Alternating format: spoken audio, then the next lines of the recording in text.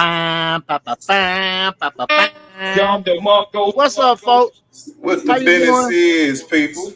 Yeah, what the business is? Yes, sir. I took that. I actually took that saying from a Martin Lawrence movie. It was it was his movie when he was a security guard that Mm-hmm. became a cop, and he had this saying in the movie that was funny to me. He said, "What the problem is." So I said, "Shoot, I'm gonna change it up. I'm gonna make it what the business is." So that's where I got that shit from. But anyway, folks, we're Oh, gonna you jump talking about right in. Blue Street? No, not Blue Street. It was National Security. Let me cut this down. National Security. National Security. Mm-hmm. National Security. Oh, is that the one where Danny DeVito? Oh, Dan DeVito's not in it. It's when he was a security guard. He ends up losing his job. He ends up going to the police. No, he goes to the police academy. He doesn't make it in the police academy because he's too wild. And he becomes a security guard. And so he's on the job and somebody robs his warehouse. And so he links up with this cop that got kicked off the force because the cop got kicked off the force. His partner got killed. So you know how those cops are. Their partner get killed. They want to find out who did it. So he continues, even though he's suspended, to work the case. And so Martin Lawrence gets mixed up in it because the guys that robbed his warehouse was the same people that killed the old boy's partner. Yeah. So they became partners. He ends up getting given a badge. He ends up becoming a police officer because he did such a good job in catching them people. It was real funny, but he was like, he said it a few times in the movie. He's like, what the problem is? He's like, this is Ray and so what the problem is. And that was like his little call sign and shit in the movie. But folks, we're gonna get into this thing. What's up? So Martin Lawrence, man, a lot of you younger cats, y'all don't understand how underrated Martin Lawrence was, bro. Yes, sir. Because I'm gonna be real with you, bro. There's not many movies Martin Lawrence was in that was not good. Exactly. Martin Lawrence is a legend, dude. I'm calling him a legend, a living legend. Dude is funny No, as he fuck. is. All Well, his stand-ups, his movies have been successful. He hasn't made a bad movie, so pretty much. His movies are successful. His stand-ups have been very successful. Especially like Run Tell That was a really good damn stand-up. And you know he had that Martin Lawrence show. Martin Lawrence show was very good, very. It's a classic. It's like up there with the Cosby Show when it comes to cult comedy sitcoms. It's up there with the Cosby Show. He has so many iconic characters. You got Shanae, you got Jerome, you got what's the other one that's real iconic? Shanae, Jerome, man, I don't know Dragonfly Jones. You got several. I don't know what is with Iowa, like this Des Moines area, bro. But women from other races, bro, they just thick as fuck out here, bro. I'm talking. Oh, that's that Midwest shit, dog. That's that Midwest, bro. I literally just walk. I'm literally walking. Y'all heard me say, "Damn!" I was just walking, and there was an Indian chick just walked by, and I was just like, "God damn!" Indian chicks, Asian chicks, and the regular run of the mill cornbread fed. That's Iowa, so we talking about There's corn. not a lot of thick black women out here. Corn fed white women. There's not a lot of thick black women out here. I know it's that Midwest is dominated by Latinas and other races and thick white women. Yeah. The Midwest chicks, the Michigan chicks, them Illinois chicks, Indiana. Who else? Who else got some nice ones? I want to say Minnesota, maybe Montana. Yes, right, Montana. Them jokers be on farms and shit. No. What? They ain't farms, man. It's the farms. It's the it's the you probably seen some of the most exotic people in the fucking world, bro. It ain't corn fed. They ain't corn fed out there, bro. Nigga, they something else fed out there, bro. Like, last time I was in Montana, I was in Walmart, and I'm on the phone with my homeboy. I was like, "Yo, where the fuck am I?" And he's like, "What?" I was like, "Bruh, I was like, bruh, I don't know if these chicks are Indian. Like, like Native American Indian. Mm. But I'm like, bruh, I have seen an Indian chick with blue eyes out there, and no, they wear What? contacts. Yeah, baby. You playing? No, they have them. Nigga, I have a homegirl I used to game with. She's India. She's Indian, but she looks like she's like Colombian. Really? Yeah, and she's from the Indonesian part of Canada. Wow. I went to college with an Indian chick. She was the daughter of the physics professor, and she was one of them high caste Indians. She was a Patel, I think. Yeah, Patel, and she was like the olive complexion Indian. Yeah, that's the same And thing she as had my this homegirl. thick, long ass hair. She was thick, had these hips. She was one of them higher caste chicks, though. You can tell she one of them ones that her family had to be well to do in India. Had to be. Well, she's you said India or Indian, like India, like India. Indians. India. Okay. Well, did she talk like she had a real deep accent or no? Nope. Nope. And that's how you would know Mm-hmm.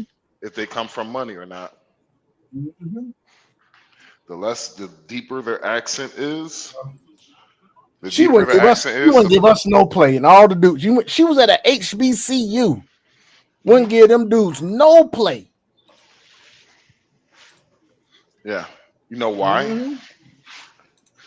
Her parents You wouldn't know stand why? for that shit. No, yeah, a lot of these foreigners are actually fucking racist. Well, it behooves me that he racist because I mean her daddy taught at HBCU, but I guess it matters how much he was getting paid at that bitch. He ain't got to like the Yeah, motherfucker. well, see, a lot of these motherfuckers, they it depends on what type of black man you are. See, if you're a black man, Gotcha, you got to have some type of power, some type of wealth, or something like that, gotcha, or you got to be extremely charismatic. gotcha. Like the dad just loves your ass. But I'm going on Yeah. mute. I'm gonna use the bathroom.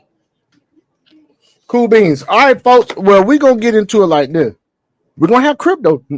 We're gonna have crypto news tonight, folks, because Dragon's here. Dragon's been out for a minute. Dragon's been very busy. That man is pulled in different directions. That man, when I tell you this dude knows so much about crypto that if you are on the chat and please, let us know if you want to be on the chat, get some advice from Dragon. Please do. I messed around and didn't check my damn crypto chat one day for about must have been only about a couple hours. There was 52 fucking articles in that shit. 52. I kid you not. I was like, man. Do me a favor, please. Get out of here. Get out of here, man. I wasn't able to keep up with that shit. But I'm telling you, you follow this. This man has already taught me enough to where I'm making money. Like I ain't gonna say hand over fist, because it depends on how much you put in. But I am making positive returns. And so I'm about to start day trading crypto and other stocks, and I'm taking his advice, also studying candlestick charts and shit. He's on that shit too. He'll give you that information. It's just very beneficial for you to get into this because all of the different, like XRP right now with its stable coin, if you're gonna get any stable coin, get that fucking XRP stable coin. Get that shit. Put your savings in that. Don't put your savings in the savings account. Get on one of these shits like Kraken, Uphold, Coinbase, Crypto.com, Robinhood, whatever you want to use. You can do it on TD Ameritrade, Schwab, whatever you want to use, and put your shit in that damn Ripple. Goddamn, if you don't put your shit in any stable coin, put your shit in goddamn Ripple. Well, actually, one of the things of what I was going to do tonight, seeing that I'm on the older PC, I can present the pairings, because the stable coin for Ripple is ROUSD. And so, like, then they got the XRP DT now that's out, or UT. What's that shit called?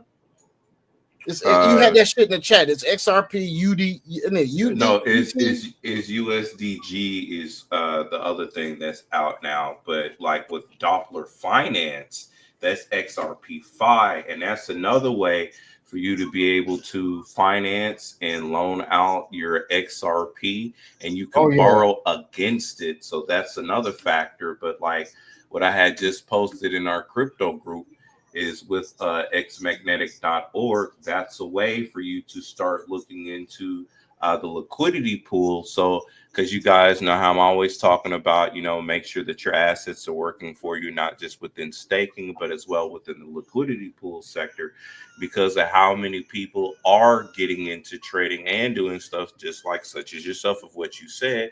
So why not get paid off of people doing trades?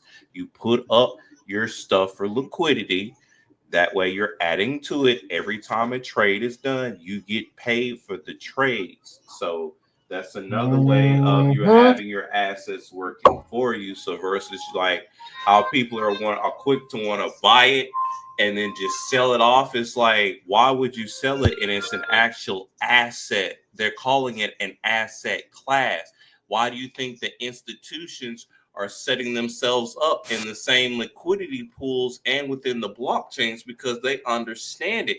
And you see with the institutions, they don't sell assets like that. They reallocate those assets so that way they're diversified out. So those assets are making more money on top of it. And then they may shave just a little bit off of the top so that way they have something on the side. But that's the one thing that you will see through all the management groups, all the companies, whether it's BlackRock, a Blackstone, Grayscale, 21 shares, Canary, White Rock, hell, you can even go to what was the other one? That name was just in my head. And it's a major person that people use. Charles Schwab, even like with Charles Schwab and stuff like that. You can even look into Robinhood when you get into their wealth building applications, and they show you those aspects of how you're supposed to have your assets to be making money for you versus just quickly selling it off. So this is another means within the crypto space for you to have your assets making money for you, especially knowing the multitude of individuals that's already trading. Now that the United States is really becoming more crypto based, think of how many more people are going to want to get into the trading area once they get more knowledge and know-how about it. So because you have added liquidity into those pools, so that way the new traders are trading along with those old traders. And let's just say it's like this. Let's just say it's 10 cents that you get on a trade, right? But let's say that there's 5,000 trades done a day. What's 5,000 times 10? Exactly. And then when you look up the monthly, the quarterly, semi-yearly, and then look at the yearly applications in regards to it, even if it's just 10 cents at 5,000 a day. Okay. Yeah, that shit's crazy. Hey, Dragon, do me just a little bit. Turn your input down just a teeny weeny bit. Do you have the ability to do that? Like how it's picking up your mic? No, I don't think so. It's all good. It's all good. It's all good. So man, hey, you ready to do crypto news right now? Cause it sounds like you into it. I don't want to. I was just giving that because I got you. We were feeding into. I will gladly jump into that here in a second. Let me finish getting some stuff set up so I can present it, so that way they can see what I mean by it.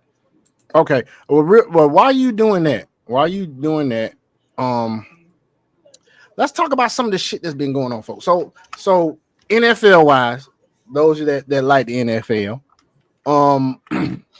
my team's the Falcons, but we can talk about other folks like Shadur Sanders. They say had a good showing this past weekend. I think it's bad what they're doing to him. He's not being treated fairly, and I'm sure Max can talk on this some, but Max is not available right now.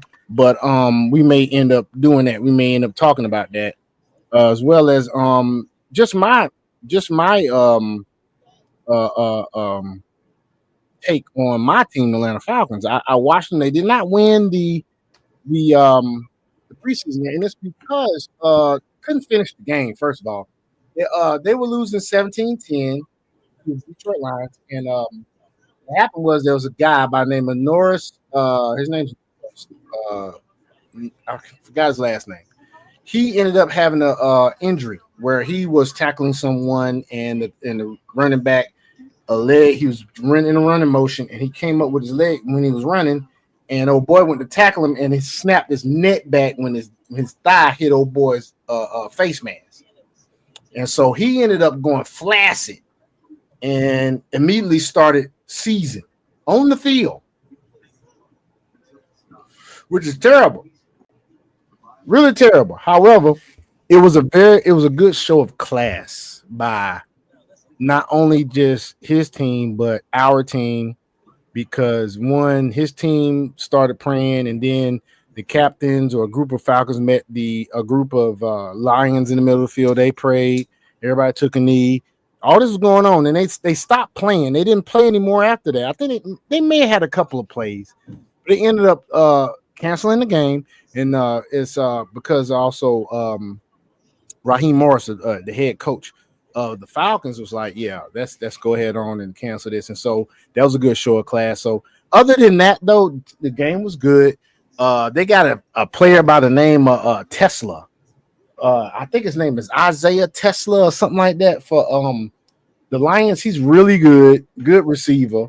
He had a good showing. And then on the Falcons squad, we had some good showings from several people out there.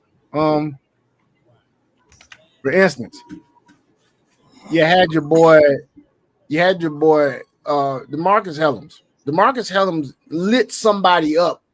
Straight legal hit. Shoulder, get with the shoulder in his head and the guy's shoulder. He didn't touch his helmet. Ended up calling a damn unsportsmanlike foul on him. And it was probably because he was defenseless, but he knocked this out of this dude. And then your boy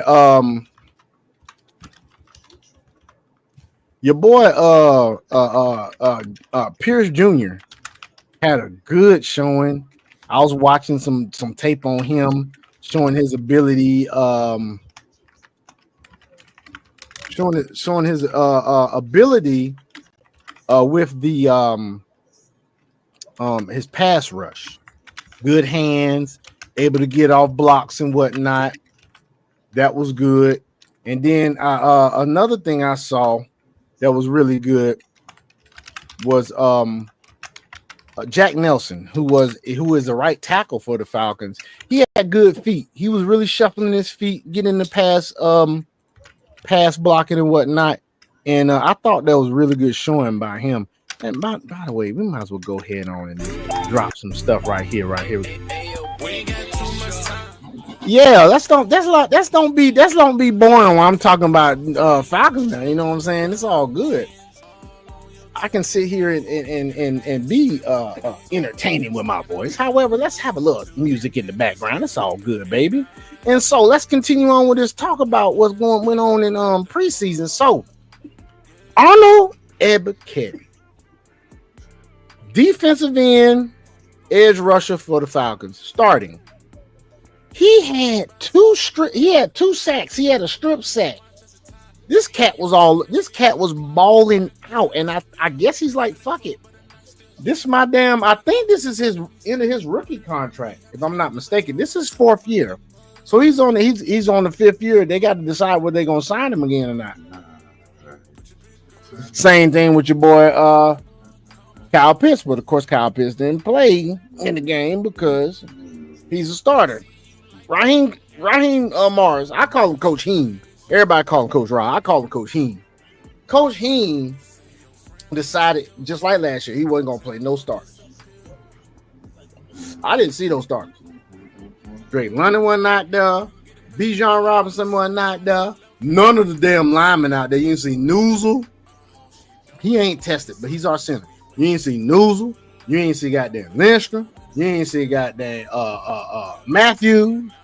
You ain't see Bergeron. None of them niggas. You ain't even see goddamn the backup tight end, Werner. You ain't even see that cat neither. And then so all you saw was Malone, who had a great game, by the way. Oh my God, he had a great game. Ingram, who sad to say may not get picked up, but he had a great game. He had a sack, he had a fumble recovery. Then you gotta talk about Ruka Ro. Ruka Ro. Nigerian born American, Nigerian parents. He had a good outing. Then you had Bowman Jr. from Oklahoma, rookie, good outing. Xavier Watts, rookie, Notre Dame, decent. Could have shined some more, but didn't. But that's okay. He's learning. You got your boy DeMarcus Helms. This boy here acted a straight up fool. You hear me? Mm-hmm. Straight up fooling that Joker. I was impressed. I was totally impressed. I could not believe it. I mean, dude, this cat really lit the damn field up, dog. He was knocking folk out, bruh. Knocking folk out. I wish I could show this shit, man. Max said we can't show that shit. I was gonna show y'all some of what DeMarcus Helms was doing, man, this past weekend, man. This cat here, dog. Thank you, he's showing up. Hopefully, so it's gonna be him and probably Bates back there starting safety. We're probably gonna have Xavier Watts coming off the bench. We'll probably have Bowman Jr. coming in for the nickel plays. He'll probably be there. We'll probably have James Pierce coming in subbing at edge. Probably have Jalen Walker probably subbing at edge. If you have videos, as long as it's not an NFL camera view, then you're good. Yeah, I know. That's the only thing I could find on DeMarcus Helms, man. Is the damn preseason. Nobody's done like a video of him. A video like a critique of what he did this past weekend. But them dudes showed up. I say them jokers showed up, and really what really impressed me more than anything else. And this was something that a lot of people probably not looking at. Is I was looking at Jack Nelson, the right tackle that we drafted. I think we drafted him fifth round. This cat here, his feet, his control, his pass blocking. Now I'm at heart, I'm a defensive end / outside linebacker, strong side linebacker. That's my base. That's what I know more about than anything is those two positions. And I'm gonna tell you like this: I played offensive guard in middle school, and I played tight end in high school and college. But blocking is not my forte. However, I will say this: man, they say you play soft end, nigga. Whatever, nigga. Being a tight end, you don't pass block. So I haven't pass blocked except for when I was in middle school as a guard. But I'll say this: I know what it takes to be a good lineman, and this cat has it. From Wisconsin, rookie this year. This cat's feet was moving so nice, like yo, who fucking typing like that, nigga? Oh, that's probably damn that's probably man, that's probably Crypto Dragon Dog. Bro, that nigga typing like a motherfucker. God damn, I'm like, hey, you know what? I can show this though. Hold on. I can show this. This BossManWann, y'all follow him. I don't know much about him, but he got 57. He got 57K followers. We got Detroit Lions versus Atlanta Falcons 2025 preseason week 1 full game highlights, man. Now look, let's get straight into it. Last time I said it was in the playoffs. And guess what? It wasn't a pretty sight, man. Last time I seen the Detroit Lions on the football field, my Washington Commanders put the beats on them boys. Your Lions, I hope y'all fully healthy now. Okay, I hope Jared Goff is. I hope. All right, that's good, man. Fuck this. Yo, shit. is it me or they put an extra grainy filter on this game? Like, why does it look like this? Yo, what filter did they put on this game? Somebody else said that too, man. It was like, why the hell they do that shit? They do it in 4K. I don't know what the hell did this. I had never seen the field look like that either. But it is what it is. Anyways, who the starting QB is? On 2nd and 10. Stick, pressure, gets away. Throws. Nick, this is an NFL camera. This is literally NFL. Yeah, but he did a review. Because he could do it doesn't mean we could do it. He might have permission. All right. All right, well, fuck it. Fuck it. That's why I said it gotta be a non-NFL camera view. Okay, gotcha. All right, this is what it is, folks. But like I was saying,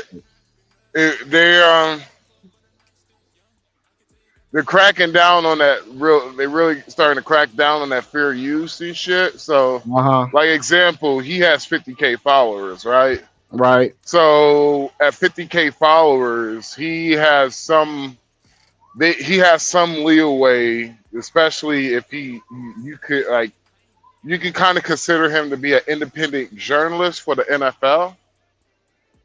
Mm-hmm. And so that's the reason why. But when it comes to certain, Gotcha. All right, then. Here's what it is. But yeah, folks, like I was saying, man, this Joker got that Jack Nelson. He is no fucking joke. This lineman, bro. Oh my goodness, man. His feet. I'm excited to see. I hope he freaking takes Caleb McGarry's spot. I really hope he does. Who, for a rookie? Yes. He blocks better in the pass. Caleb McGarry can't look, the thing is this. It wouldn't be so important if our quarterback wasn't left-handed. What round was he drafted in? 5th. He's a development guy. I got that. He's supposed to be development. He's supposed to take some time. However, when I saw what I saw, this damn preseason game, bro, I'm gonna be watching the rest of the preseason. If he ever get a chance to do with the ones, maybe the last game, whatever, I'm telling you, he's taking Caleb McGarry's spot, bro. Yeah, see, somebody asked me, why is everybody so up on preseason this year? They was like, they have never seen this shit before. I was like, yo, I had to explain to them. I was like, it's because it's a Shedeur Sanders effect. It's because of Shedeur Sanders. Because all the hype that was created. Majority wise, yeah, I would say that. But like people like me, which is not the majority, we ain't looking for some Shedeur Sanders.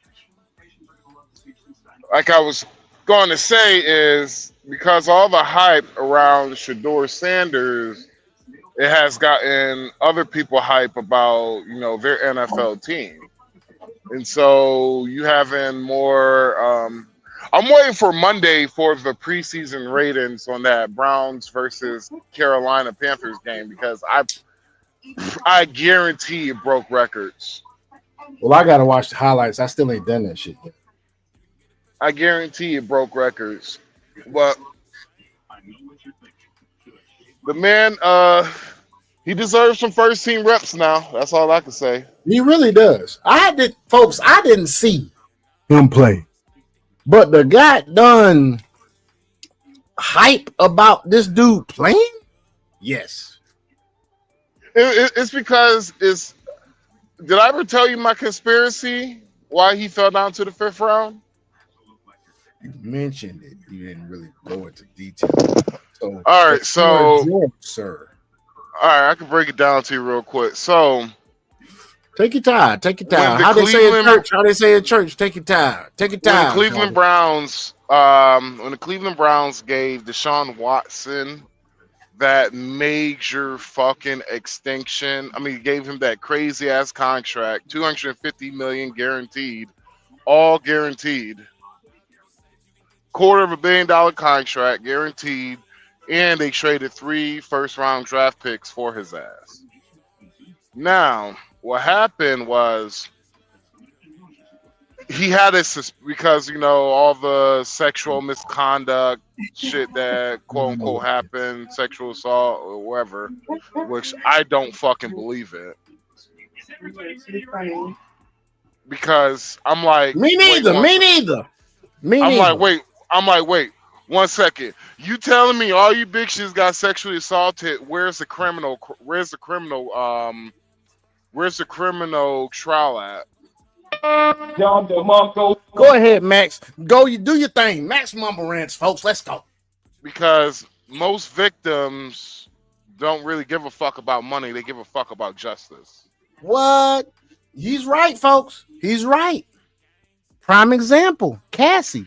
Did she go? Was there a criminal case that she wanted? No, she went civil. She won money. And as you seen through the Diddy case, she wasn't even testifying like she was a victim. She was goddamn setting up shit. Sorry, man. Go ahead. Shit, she was setting up hits. She was threatening motherfuckers. Yes, sir. So, but like he said, most victims do what, Max? Criminal.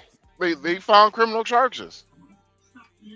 Like, I had a homegirl who something bad happened to her, and all of them was like, you know what, girl, you need to sue his ass, yada yada yada. And she was just like, man, fuck. She's like, I don't give a fuck about money. She was like, I want that mother effer dead. I was like, damn. Wow. But that was her right. That was her right, and that was her prerogative. And so it's like with the whole example, Trump, Trump was found liable for rape, yada yada yada. And whenever somebody brings that shit up, I'm like, I don't believe that, right? I don't believe. He was just like, the beta dude is just like, oh, you just don't believe women, yada yada. I was like, no, I ain't say that. I was like, I don't believe a woman who was bragging on live television with Rachel Maddow talking about, girl, we're going on a shopping spree. What you want? That don't sound like a woman who got raped. That sounds like a woman who just won the fucking lottery.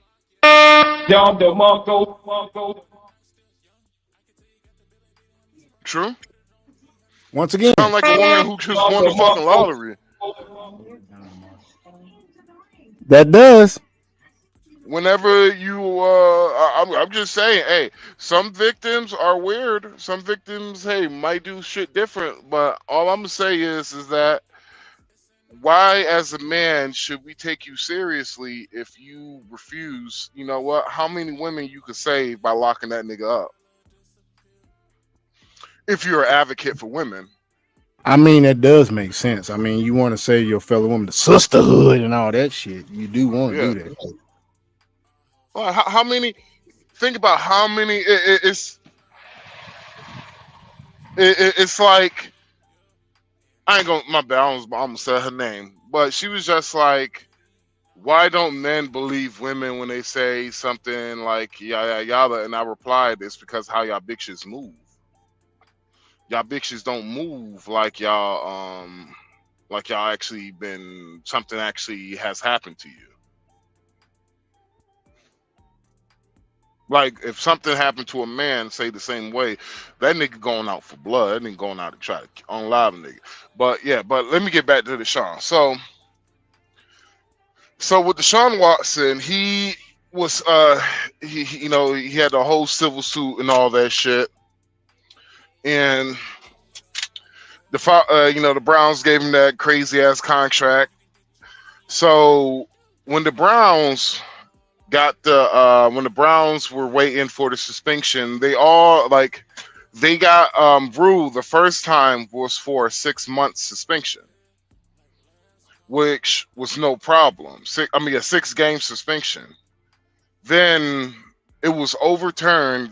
They overturned the judge and said, "Nah, we're gonna give you we're gonna basically give you a year suspension, but we're gonna give you something like you was basically got caught doping, like how some of those baseball players used to get back in the day. We're gonna give you a 1-year ban, but basically you can't practice with the team, you can't go in team facilities, none of that shit for a year." So what happened was it stunted his development and it stunted his growth, and it lowered his ceiling for him as a football player, because I'm gonna be real with you. A year without football, bruh, the game continues to go without you. So, long story short, because of that shit, what they did with Deshaun Watson has stunk up the place so bad that I felt like the NFL knew they screwed over the Browns whenever they did that. And so they was just like, all right, how about this? This is what we're going to do. Since we kind of did you dirty with the whole Deshaun Watson, this is what we're going to do. We're going to make sure you get Shador Sanders for cheap. That's what we're going to do. We're going to get you. How about this? You get Shador Sanders for the low. Instead of paying Shador Sanders a first round salary, about $30 million, we're going to make sure you pay $2 million for him, and he's going to be in the 5th round.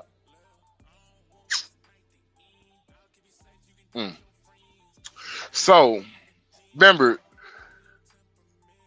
Shador Sanders is probably, I think, if my opinion, is one of the only 5th round rookies that have a fully guaranteed contract. I believe so. Shador Sanders' 5th round contract is fully guaranteed. I don't know many 5th round draft picks who has the juice like Shador Sanders in order to get a fully guaranteed rookie contract as a 5th round pick. Now, that's the thing right there. Now, God, I kind of forgot what the fuck I was talking about. But anyway, man. So, with the whole, we can never say the NFL doesn't collude with the NFL owners, because that we have found that many times before. NFL has colluded against Colin Kaepernick. They colluded against Deshaun Watson. So, of course, they probably colluded against Shador Sanders, because if not, how many GMs do you know go visit a 5th round draft pick 3 times? Right. That's only meant for 1st round caliber players, at maximum 2nd round. But yeah, man, I'm bad, bro. But No, you good, man. Yeah. I'm sitting here reading shit. I'm sitting here reading shit that Dragon just put in the dang chat. That's what I was over here doing, dog. But thank you, dude. That's Max Mama Rants, y'all. That's Max Mama Rants. Well, that ain't really no mumble rants, nigga. I was just talking about, if you want a mumble rant, let me put myself on duty. I give you a fucking mumble rant, nigga. Okay. So we gonna continue, because we waiting on you, Dragon. Gonna do mumble rants, man. You said what? Let's go. Do your rant, dude. What the fuck is with my? Yo, I'm trying to get into my fucking log so I can log in so I can start driving and shit. And this shit keeps freezing on me. Sound like a you problem. Why do you hate black people? Why do you hate me? Black people? Yes. Me? Are you gay? Yes, you African booty scratcher. Hey, them fools stupid, man. You African booty scratcher. Why are you gay? Who says I'm gay? You are gay. You are gay. Hey, man, hold on real quick, man, before you go into this shit, man. I just want to see what all this shit is right here, man. Before we continue dating, I need you to show me your bank account. I just want to make sure I'm not wasting my time. There's an echo. What's this? show you as soon as you step on that scale and wipe your makeup off. You just want to make sure that the interior matches the paint job. Huh. So I'm not wasting Yeah. time. Not right now. Before we continue dating, I need you to show me your bank account. He said he wanted to see. Hey, he said he wanted to step on the scale, take that bank account, but take that makeup off. It's funny. It's funny that you played that because I do love that content. I love those content creators. They're a Yeah, that couple. dude there's crazy, dog. That dude's funny, but his wife funny. She kind of fine too. That's what you would call a old. She is Italian, if I remember correctly. Italians are fine. Some fine white ones right there, and they got a certain kind of like swag to them. Like I don't know what it is, but I mean, I'm talking about them Jersey Italian chicks. No, I don't fuck Jersey Italian. Ugh. Shit. Let's go. You can have a solution. You can have the Jersey and also Italian on a clean chicks. service, I'm good which with I that. probably I'd rather. Okay, very nice. And Malcolm, what do you look for in a woman? First thing I would say, first and foremost, you have to be a God-fearing woman. Mhm. But I would also say someone with accountability, someone also that is just genuinely kind. Okay, So, cool. All right. been an entrepreneur. I have 2 He businesses. said accountability. They're gonna pop that balloon, bro. Yeah, no, this dude is straight. Solutions business, and also on a cleaning service, which I property manage for. Okay, very nice. And Malcolm, what do you look for in a woman? First thing I would say, first and foremost, you have to be a God-fearing woman. Mhm. But I would also say someone with accountability, someone also that is just genuinely kind. Okay, So, cool. All right. Septum ring, pop the balloon. How tall are you? Probably like 5'4". What is your ideal height for a guy? Just as long as you're above 5'9", I think I'll go for you. Yeah, just as long as you're not shorter than me or like my height. Oh, how tall are you? Okay, so that's actually kind of reasonable. But how tall she says she was? Like 5'4". 5'4", 5'9" and above. What is your ideal height for a guy? Just as long as you're above 5'9", I think I'll go for you. Yeah, just as long as you're not shorter than me or like my height. Oh. So shorter than her or her height? Yeah. This chick 5'4", right? Yes. What the fuck she's dating? Lilliputians? What the fuck, man? The average height of a man isn't it 5'7"? 5'8"? 5'7", 5'8". Yeah, so that's taller than you, chick. But that is the average height. You know, I do have example. I have homies that are like 5'6", 5'5", and shit. Mm-hmm. And so, actually, you know what? I got my homie Dave. Yeah, he's like 5'4", 5'5". He's really. And so he How common is that though? I You don't walk know. around throughout your day, even though you don't see the cross section of American men that is the majority. But I'm gonna tell you like this. Only 3.39% of all men in the United States are above 6'2". Right, I got that. 3.69%. I got that. But I'm talking about the amount of men in America that's above 5'7". Like, remember, you out in the 5'8". Probably majority of men are probably around that 5'8" area. Exactly. Right? So they taller than her. She talking about some 5'9" and above. Shawty, you 5'4". She said. Then she says, as long as you ain't shorter than me or my height. Bitch, that means that everywhere you go, most men gonna be taller than you.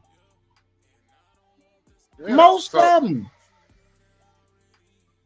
So it's just. At least she reasonable. Most of them chicks be 6 foot. Gotta be 6 foot. It's not like she said something that is like absurd, you know. Like at least she's she just didn't. like, hey, at least she was just like, you know what? I really don't care, you know. As long as you like taller than me, you know what? That's all good and all that shit. Right. You know, because if she wear heels, she's going to be taller than you if she wear heels. And so. Yeah. So on to the next one. Dragon, what's up, man? I'm Paige. Paige, how old are you? I'm 24 years old. Okay, and what do you do? I'm a grad student.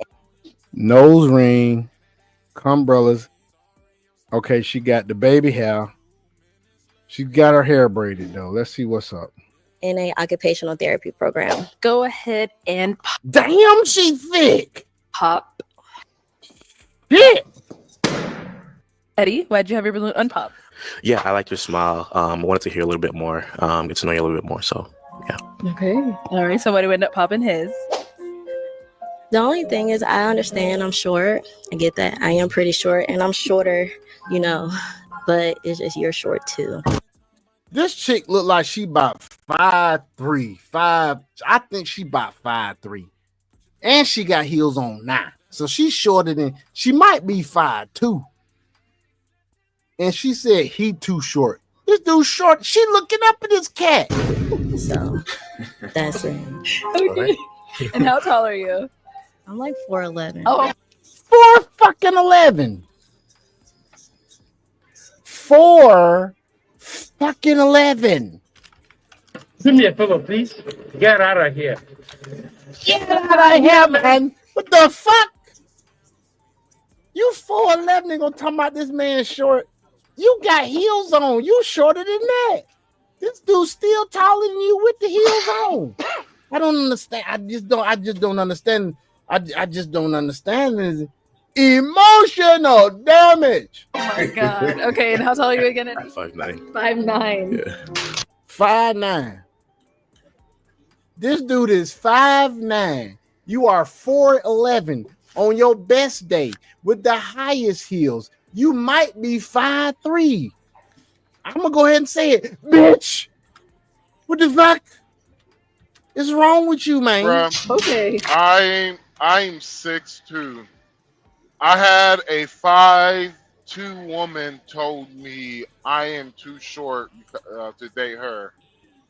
Only thing I could do is look at her and laugh. Yeah, that chick is gonna be alone for a long time with cats. And she was just like, what? She was just like, don't get mad at me because you are too short. I was like, ma'am, no disrespect, ma'am. I was like, I literally look, majority of the time, I'm literally looking above, I'm looking over people. And I was just like, I was like, top of your head now. I was like, ma'am, as a person who's 6'2", I have dated a chick who was 6'4". She played basketball. And I'm too short for you. And I was just like, and I'm too short for you. But a woman who was finer, more prestige in herself, was taller than me, didn't have a problem with it. I was like, man, just get the fuck out of my face.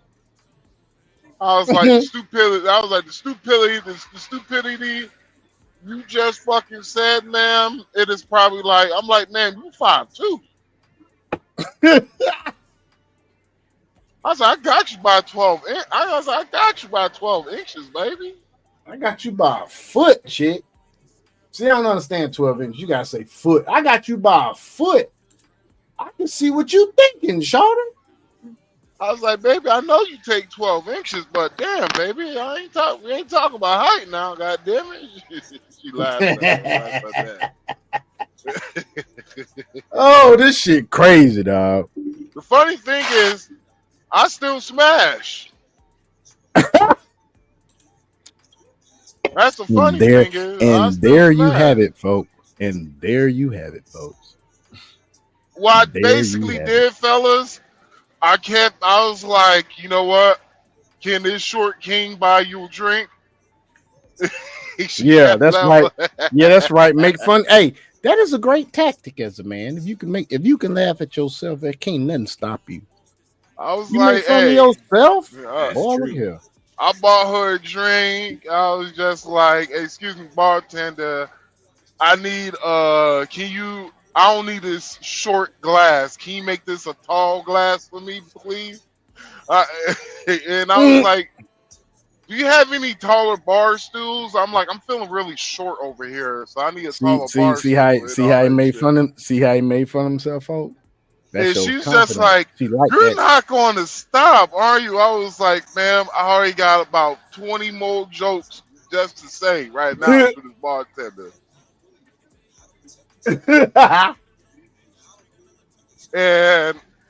And I'm like, man, you have no idea. You called the wrong person the short king. I was like, I was highly offended, ma'am. I was like, ma'am, I'm highly offended. I'm like, I ain't gonna lie, ma'am. After this Not drink, play the victim. He ain't play the victim, did he, folks? man, I He played ain't the play the victim like victim, motherfucker. did I he? was like, you know what, ma'am? You hurt my feelings so much. I'm gonna go home and cry. That's what I'm gonna do. Wow. I'm gonna get in my California Do me a favor, king please. size Get bed out of and here. cry. Get out of here, man. What more do you want from me? And she was like, "Oh, you got a California king." I was like, "I know. I'll be feeling like a dwarf when I'm in that fucker. I know. I'll be feeling like a midget and shit. But it's okay." She was just like, "Well, look on the bright side. At least you have a California." She's like, "At least you have a California king." She's like, "I bet you the bed is really soft." I was like, "Hey, slow your rolls down. You don't get in this short king's pants like that." She was just like, "How dare you?" She was like, "I'm a respectable woman." I was like, "Well, I'm a short man," and she just like, Hey, guys, just so you know, if a chick even mentions anything that's in a bedroom, she finna smash. If a chick allows you to even touch her, she's gonna let you smash. As long as you don't fuck yourself up. When she said that shit to him and said, I bet you it's nice and comfortable and shit. When he came back with that shit, oh, you just can't get into my pants like that. The short king, dude. I knew when he said that if he had never even told me he had smashed, I already knew he had smashed by then. That's a pickup tactic, y'all. "Man, It's a very good pickup tactic. She let you break that damn personal space, that touch barrier, bruh. It's a wrap. As long as you don't talk yourself out of it. If my sister was, hey, Trish, you up? Are you there?" You ought to text her, man. You No, want to no, bring what? her up? You want to bring up, man, for some questioning? No. She's probably at the music festival, but I know she usually catching our lives and shit. But I'll have her hit her in the comments. I'm like, you remember that chick I spazzed, nigga? That little itty bitty. I ain't gonna say. But yeah, anyway. But Bet. dog. Yeah. I actually yeah, I tore that thing up. That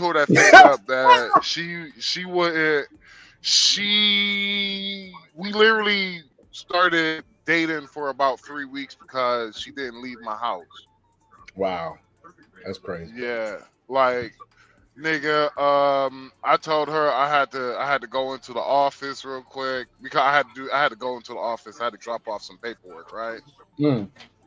And so, long story short, I come back, man, my whole house is goddamn clean. This bitch did my laundry, folded my clothes, ironed my shit, and all that shit. And I was just like, well, thank you. And shit. Submissiveness. Like, yeah. The problem was I fucked her crazy. That was the problem. You had her squirting, dog. That's what it was. You had her legs trembling. I ain't have her squirt. I had her crying. Wow. Yeah, you guys, you get that right there. When the tears go to, when it's that one tear, when they do that one tear down the cheek, you get them in the butt. It's like this. Whenever, if you smash a bitch so good, she says she loves you, nigga. That's when you know you did a good job, nigga. Hey, another thing, if they say, what are you doing to me? The problem was with her, she just wanted her cake and eat it too. Oh, AKA she still wanted to fuck around with her ex, and she wanted to fuck around with me. Yeah, that dopamine fix is not hitting her properly. I told her she needed more of a dopamine fix. I told her I got no problem with that, but I'm like, are you using protection and all that shit? And she was just like, no, she's not. And I was just like, yeah, I'm not cool with that. Exactly. We can do that, but they ain't use protection. I was like, there's one thing smashing the chick and not knowing who she's smashing, but there's another thing smashing the chick and knowing she's smashing. Exactly. And she don't want to use. Well, and knowing that I know this nigga is reckless. He ain't one of them, isn't he? Ain't one of them. I know the nigga is Geronimo reckless. Bandits.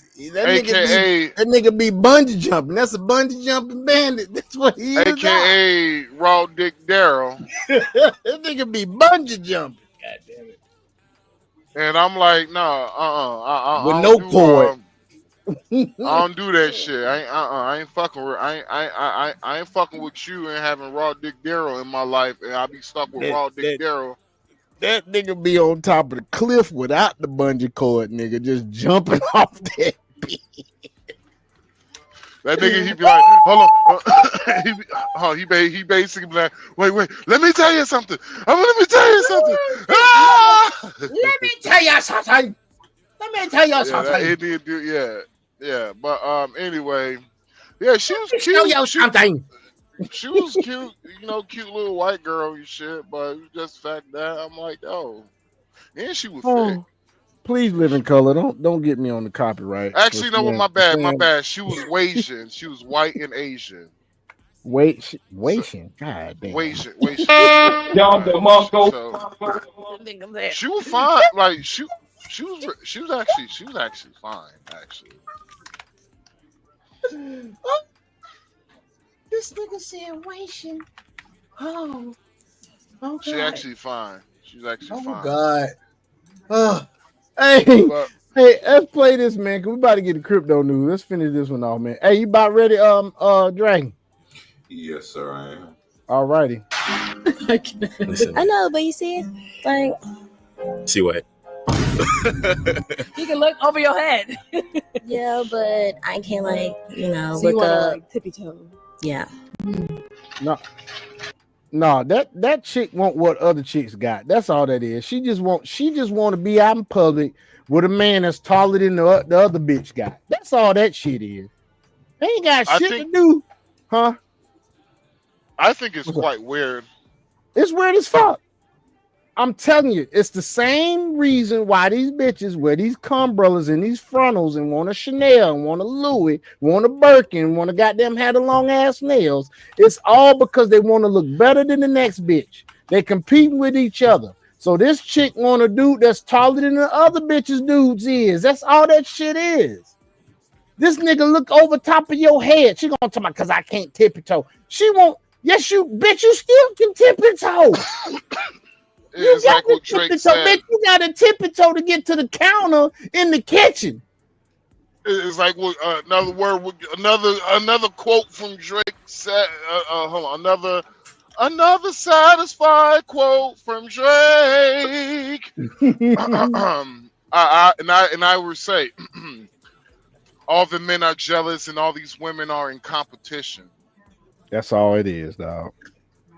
She competing with the next bitch in every aspect of her life, from the umbrellas to the frontal to the makeup to whatever fit she wearing to how big she can get her ass to look. Well, she ain't gonna have no choice because this motherfucker probably was fat as fuck and just ended up getting in shape. That bitch looked like she looked like she was once upon a time was 250, damn near 275. I will testify. She's probably 229. A lot of short females, though. A lot of short females, bruh. I'm Paige. The moment they start gaining weight, the moment they start gaining weight, they literally just I don't know what it is, but You it's see like this all chick? that. This chick thick as fuck. She probably 250. Nah, ain't no 250. Shit. I would say Okay, probably okay. more Oh, like she one. 4'11", dude. She 4'11". Okay, she probably Probably more like 235. No, probably more like 160, maybe Once 170. 180, 185, dog. That's a I 185 give. booty right there. If I I'm, ever I'm seen giving. one, I'm bro. giving. If she's 4'11, yeah, She 4'11. 160. I'm giving her 160 max because it doesn't look the same. Shit. If she was taller, it wouldn't look the same. Boy, them back shots right there, boy. Ooh, goodness. With I her can't little see no small back little. shots with the bitch ass banner. Oh, my bad, man. You talking about ass? I'm like, shit, I want to see ass too. Dude, She look alright. at it. Man, that joker is thicker than a snicker, nigga. But That bitch thicker than a goddamn IRS goddamn envelope, nigga. Damn, she thicker than a goddamn Wells crypto goddamn wallet, nigga. nah, Girl, she thick. thicker than That's thick like cold grits, nigga. she goddamn thicker than the goddamn Latin Bible. She thicker than the Ethiopian Bible, nigga. With all the goddamn included books, nigga, that's been taken out of the King James.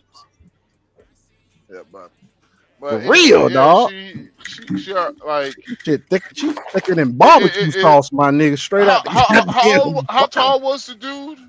5'9", nigga. Yeah, she's delusional. Delusional as shit. I told you before the damn shit started. I said nose ring. I said nose piercing, cumbrellas, a lot of makeup already.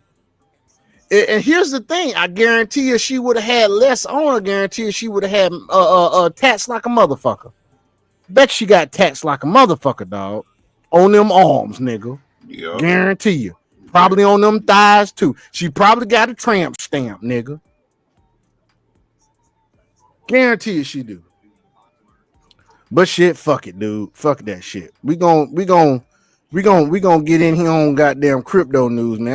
That's enough of that shit. That's enough of that shit. Hell with that, dog.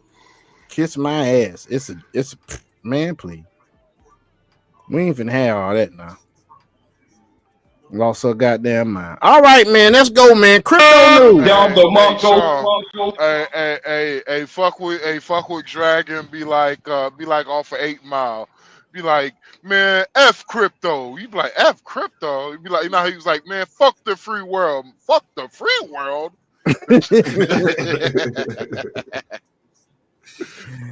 Well, all right, man. Let's go, folks. Let's do it. Go ahead, Dragon. Well, folks, I just want to go ahead and go over a couple of bits of information real quick for y'all. So first thing that I wanted to do was go over exactly like liquidity pools and the like. And for you guys, like how we was talking earlier, for you to put in your pairings so that way you can have your money to make money for you over the long run. So it's not just sitting in your accounts, not necessarily doing anything, because true enough, when the marketplace goes up, your assets will appreciate. But as well, in the same instance, when the marketplace does go down, your assets will depreciate, especially if you're not staking. So that way you're solidifying transactions across the blockchain. So that way you're still getting a dividend payout for, the solidification of those transactions during, whether it's a bear market or whether it's a bull market. So as well, the other step in regards to that, like I was saying, is to add into liquidity pools, such as whether it be within Stellar X as an example. So that way you're pairing up USDC with XLM or USDT with XLM as an example, or even on X Magnetic, which is one of the ones that I like to utilize personally. So that way I have my pairings with ROUSD and as well with with XRP as an example. So give me just 1 second and I can do this so that way you guys can go ahead and see. I'm trying to see. Can you guys see my screen? Can you see me presenting it over here? Hopefully y'all can see what I'm presenting on my end. Can you see this? Either It shows Sean or that you Matt? got your camera off. Nah, I'm not trying to show my camera. It's the other screen that Hey man, you need to send me some shit. What you need me to bring up on the screen, bro? It's the screenshot for the liquidity pool here. Let me stop sharing. There it goes. Did you already put it in the crypto wallet? Crypto wealth group? It's already in the crypto wealth group. Which one is it? Is it like the second from the last one you sent, Yes, or start with the one that should say RLUSD and XRP. Speaking of crypto and RXUSD, man, which platform they allows you to stake RXUSD? hold on, Dragon, when did you put it in there, dude? You put so much in here. Oh shit! I'm sorry. Here, let me scroll up and I'll just highlight it. Because you got a lot of Zbeck you just put in there. Yeah, it's the one. If you'll scroll up and from the earliest one that I had put in there, that's the one where it says AMM pools and stuff. That one. AMM? Yeah. Thank you. That's the first one today. You're welcome. Oh, today. Yeah, that one. It says I gotta. pool.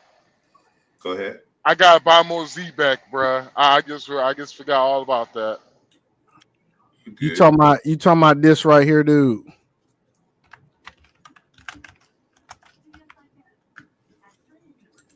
That right there? Yes, sir. Right. All right. So, as an example, this here is to where you have your pairings for RLUSD and XRP. If we were connected to it and we had, like, let's say our like wallet and everything else in there, it would actually show what we have for like total value lock for the year and everything else. Actually, for the year, it's on the up. I know it's showing that it's down right now for the week, but that's because of the marketplace taking a hit. And we also need to look at, like I was saying, the acquisitions that's been done with Ripple, just buying up not only a payment rail system, a stablecoin payment rail system, as well with them buying up Hidden Road and utilizing them for acquisition as well too.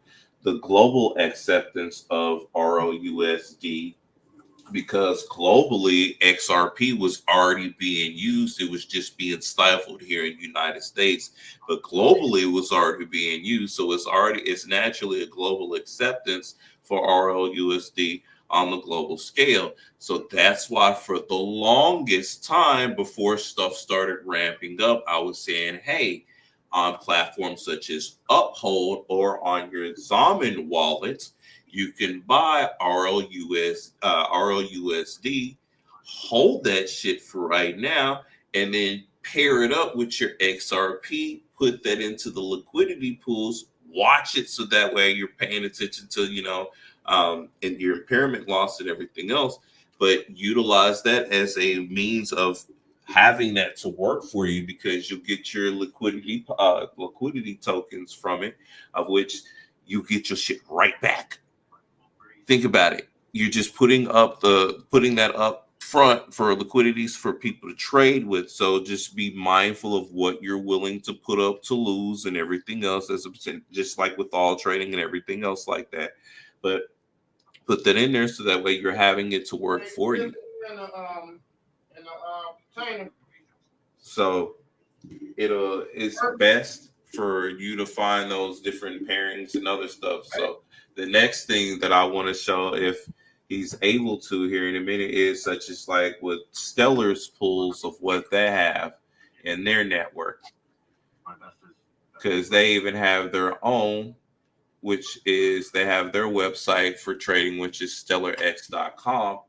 And on stellarx.com, once you connect your wallet to that one, that's where you can see the pairings of like XLM and USDC, or XLM and SHX, or XLM and YXLM, depending on what you have for those pairings. Put that shit to work for you. Don't let it just sit there and you have your feelings involved into the marketplace, because then you're going to easily be manipulated. So versus being manipulated, being proactive in regards to saying, okay, I'm going to have this work for me. That way I can have some gains. That way that extra side liquidity that I'm getting from people trading from what I've placed up front, that allows me to get more assets. So whether it's me buying more of, as an example, XLM, because I'm making money from the trades of XLM, or XRP or RLUSD, I'm because of that side liquidity of what I'm getting, because those assets are working for me. That's building me more yield. Versus it, like I said, it's just sitting there. And then how most people will be like, well, I just buy it so that way I can trade it off later on. That way they're quickly wanting to get, fiat again. And then they're thinking of, well, I want to buy this car, or I want to do this, I want to go on this trip with this. And it's like, okay, yeah, that's nice and cool and everything else. But remember, you're not going to be able to dollar cost average back into these price points where these assets are right now. Because you have to remember the fact where the institutions are starting to flood in their money. Institutions are like doing a whole bunch of networking with other fintech corporations. It's like all across the board globally. Like you can ask Max, you can ask Sean, from the information of what I provided for you, it's on a global scale. Global. So that's why I've been telling you guys, hey, not necessarily financial advice, but this is where the economy is shaping. And because you're able to get this stuff pennies on a dollar right now as you speak, you might want to go ahead and see about stacking up a bit of this stuff. Because if you have extra bit of money for bullshit, you have the extra money to go ahead and invest in yourself. And so if you look at it, you spend a little bit less on the bullshit and a little bit more on the investing. That way, over time, you can take some of your investments that you've had, and then you can buy more bullshit if you're that type of person. Me personally, and the people that I kick it with, we look at taking our investments and investing it in other areas, so that way we're quantifying the investments of what we have. We look at generational wealth. We're not just looking at short gains. Oh, I just want to make some money really quickly, so that way I got to get this fix done real quick. I got a hole burning in my pockets. Hell nah. We looking at like 2040 and 2050 and beyond for the structuralization of what's going on, because we got lineage to focus on. You know what I'm talking about? So with that outlook and that perspective of it, that's allowing us to diversify our assets and allowing us to have our crypto to work for us now. So once the wheels really get rolling and everything else, we're already good to go. And we're just passing that along off to you guys here within the crypto segment. And then, like I've been saying this for the longest, for people, for us melanated folk, this is our 40 acres and a mule right now. You have ample different routes, avenues, and means to make legalized money. And then now you can turn around and have a vehicle of what you're able to pioneer in. Keyword is pioneering in. Well, technically, you're still there at that pioneering area, because there's only, 6% of the global population that's actually into cryptocurrency as it is. So you're still pioneering into the areas before the entire globe gets into it, because once the entire globe gets into it, you're going to be a little bit too late at that point. So that's why you have this financial information that's being presented to you now as another means for you to have your crypto to make money for you. Just do your extra due diligence and research in regards to automatic market makers, or what we like to call is automatic money makers. So that way, like I said about impairment, loss, and the likeness, and that way you'll be good to go. And so the last thing of what I wanted to state in regards to, like, as an example with StellarX, for the liquidity rewards that they have there, liquidity provider rewards. Liquidity providers earn an extra 0.3 fee on all trades proportional to their share of the pool. Fees are added to the pool and are accumulated in real time. Fees can be claimed by withdrawing your liquidity. It's real time added to the pool.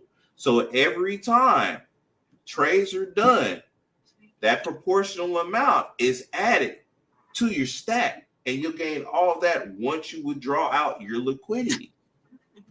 I mean, do you not see how delicious that is? Plus, liquid markets require substantial depth measured in the amount of units available to be bought and sold at narrow widths measured by the spread between buy and sell price. So both of which contribute to minimizing slippage, which slippage is a measure of price impact or cost for a conversion, creating liquid markets that are both deep and tight on a network, such as like Stellar, because that's what I'm talking about, which is designed to handle massive international payment flows, is a real challenge. Also, like how XRP does. There's a lot of bootstrapping to do for it.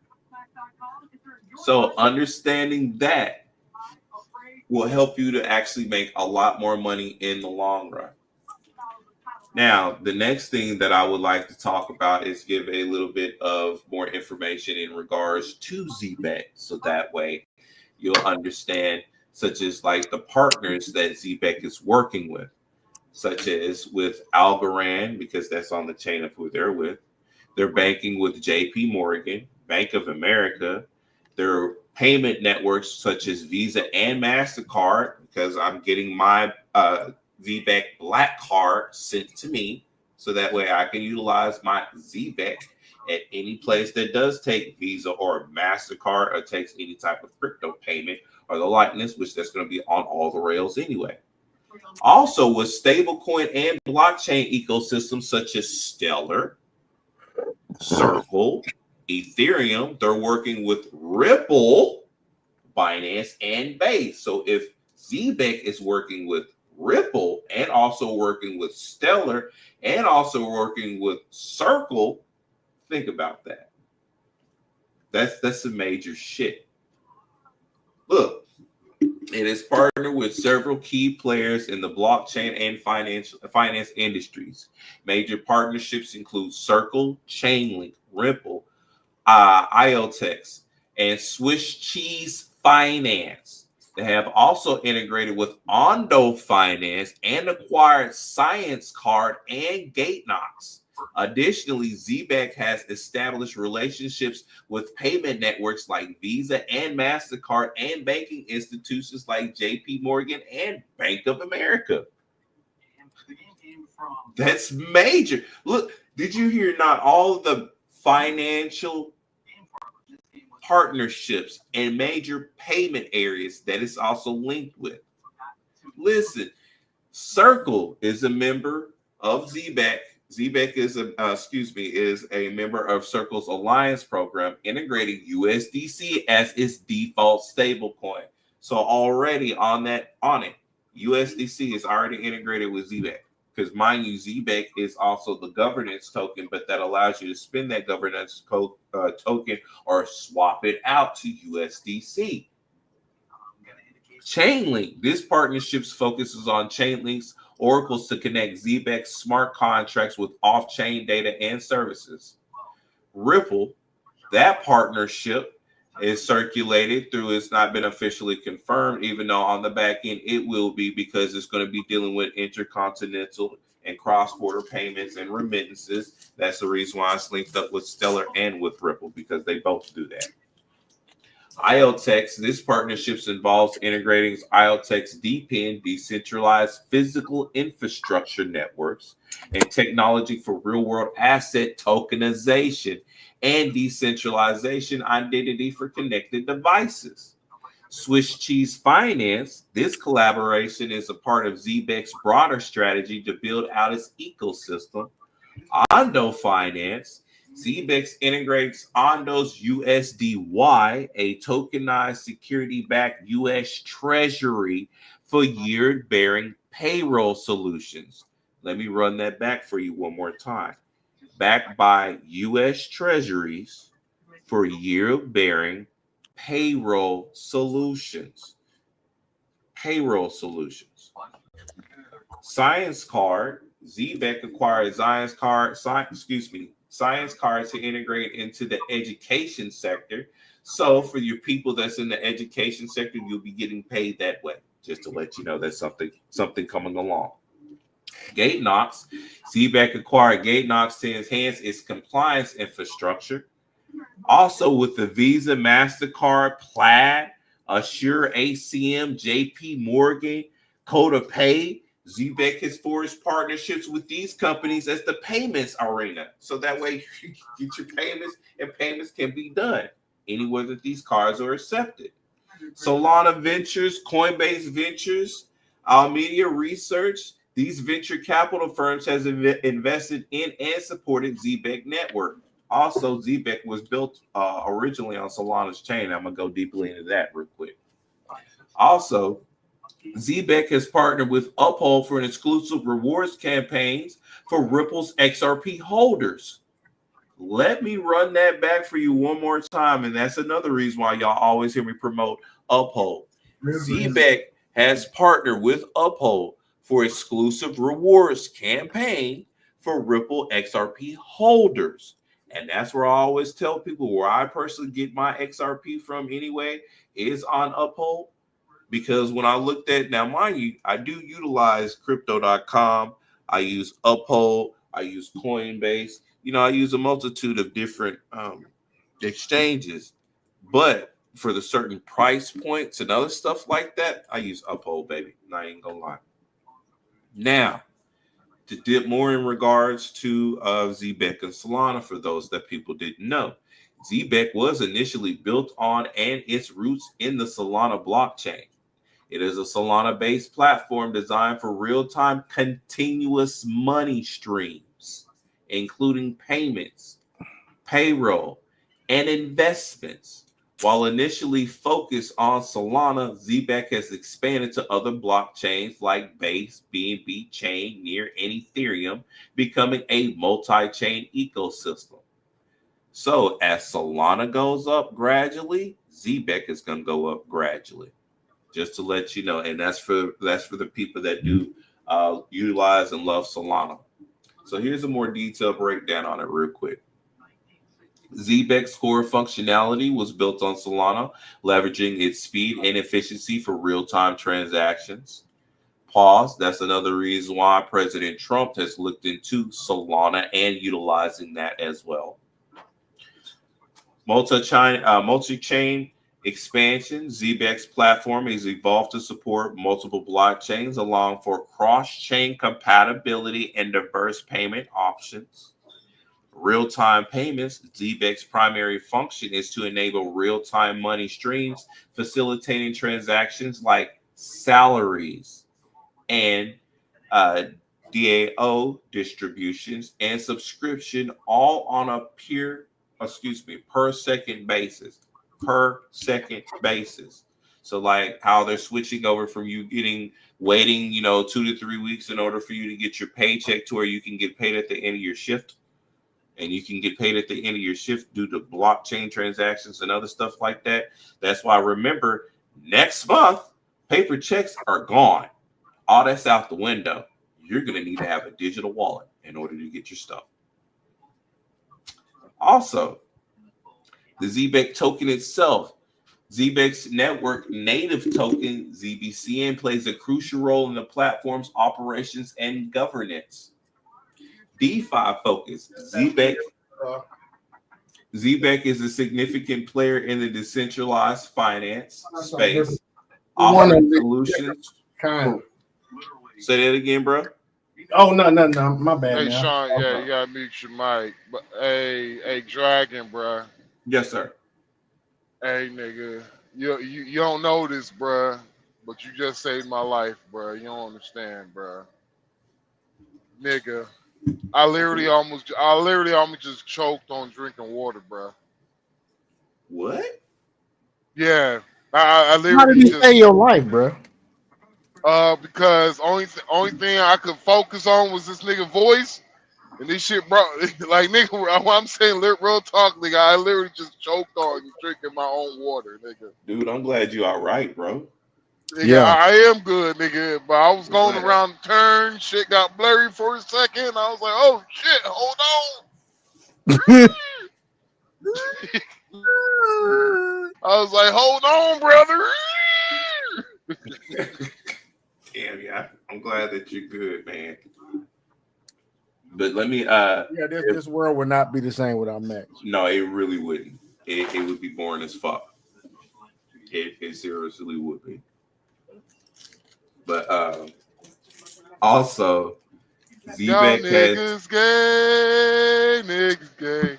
Are you gay? Are you gay? Z-Beck has expanded into the physical infrastructure deep end, including point of sale systems and terminals, further integrating blockchain into everyday financial operations. Let me run that back for y'all just so that way y'all can understand this. Z-Beck has expanded into physical infrastructure, including point of sale systems. Hence, that's the reason why you can go into a shop and you can use your Z-Beck to buy stuff or utilize your USDC like how I do with my Coinbase card or my Crypto.com card, which pretty soon is going to be my Z-Beck card and a couple other ones, in order to spend certain assets of what I have set onto the side, thanks to me utilizing these liquidity pools and these staking measures, so that way I have the side liquidity to use to spend, because I'm not going to be spending my initial investments, because that's going to be the vehicles in order to drive the future. Especially with, you have to look at one thing, folks. AI and other stuff is already taking over some jobs for some people. So looking at how certain job sectors are going to be stripped, and there's going to be other means of access that's going to be needed to be facilitated.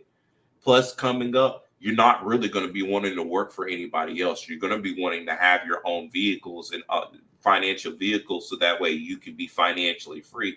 This is a way of doing it. Hence, that's why I say it's 40 acres and a mule. Because you can get into this stuff now, having this stuff rolling for you now, so that way before or by 2030 hits and stuff like that, you can be having more than an 8-figure portfolio. Mind you, I said 8-figure. I ain't say 6. You can have an 8-figure portfolio by that time. Because as we are looking at here, such as with Z-Beck as an example, and to where it's still underneath the penny and it's trading like crazy, but yet it's already integrated with all of these different networks and all this other stuff, and it's just waiting for a flip to switch. Get your million Z-Beck. I'm on 23,000 right now. I need some more. You know what I'm saying? So it's what 23,000? That should go 100. If that should go to $1 a goddamn share, bruh. That's a good little amount of money to start a business with, ain't it? Man, dude, that's more than just a little bit of an amount. Because okay, let me run some numbers by some people. Where you think Z-Beck gonna go in the next 5 years, bruh? Well, it's estimated because of what numbers are doing by 2030, it's gonna be $1, about $1.17 of the likeness of it. So guys, if you can, before the next, I say the next year, maybe the next 6 months, try to get about 1 million of them. I'm man, every time I get some money, man, I'm getting Z-Beck. Yeah, because I think at what 240 and mining all the Bitcoin I can. I got I think the last time I mined Bitcoin, I got like $20 worth of Bitcoin for free. All it took was me just hit that mining. Yep. And I've been dude. I've swapped out some of my Bitcoin to USDC, and I bought some shit with that shit, dog. Because I'm like, I get Bitcoin for free, so I'm not tripping. And then all the other stuff that we do in order to allocate free crypto, and then we swap it out for other stuff. That way, we have the extra side liquidity in order to do shit. So look at the turnkey operations that I literally set ourselves up for, dude. Not only with the coin app, to where we're driving and moving. That's geo mining. That automatically goes directly to Coinbase. We can swap that out for any other fucking coin. Any other coin. But get you some lean, get you some Doge, whatever you want to get. No. This is your key play. This is what you do, especially when it comes to utilizing that. You swap that out for USDC, bro. Oh, you're talking about all the Satoshis? Yeah, no. I'm not talking about with the Ember app. I'm talking about with the coin app, the one that you're geo mining. So that one, like the one that because when Max is driving, he's going across country and stuff like that. He would be using that to geo mine along the way. Then eventually he can turn that coin into either XYO, Bitcoin, or Ethereum. Put that on to Coinbase, because that's where it would transfer it out to, and then swap that asset to whatever coin that he wants. But I would just say to swap it into USDC.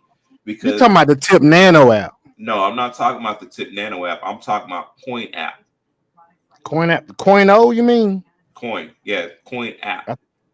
I could have sworn that shit said Coino. I got one called Coino. No, it's called Coin. So if you have $5,000 right now, guys, you can get $1 million. Does it look like a Pac-Man that's eating a Bitcoin? Pac-Man is eating a Bitcoin. Oh, that weird ass little symbol. Yeah. Is that one?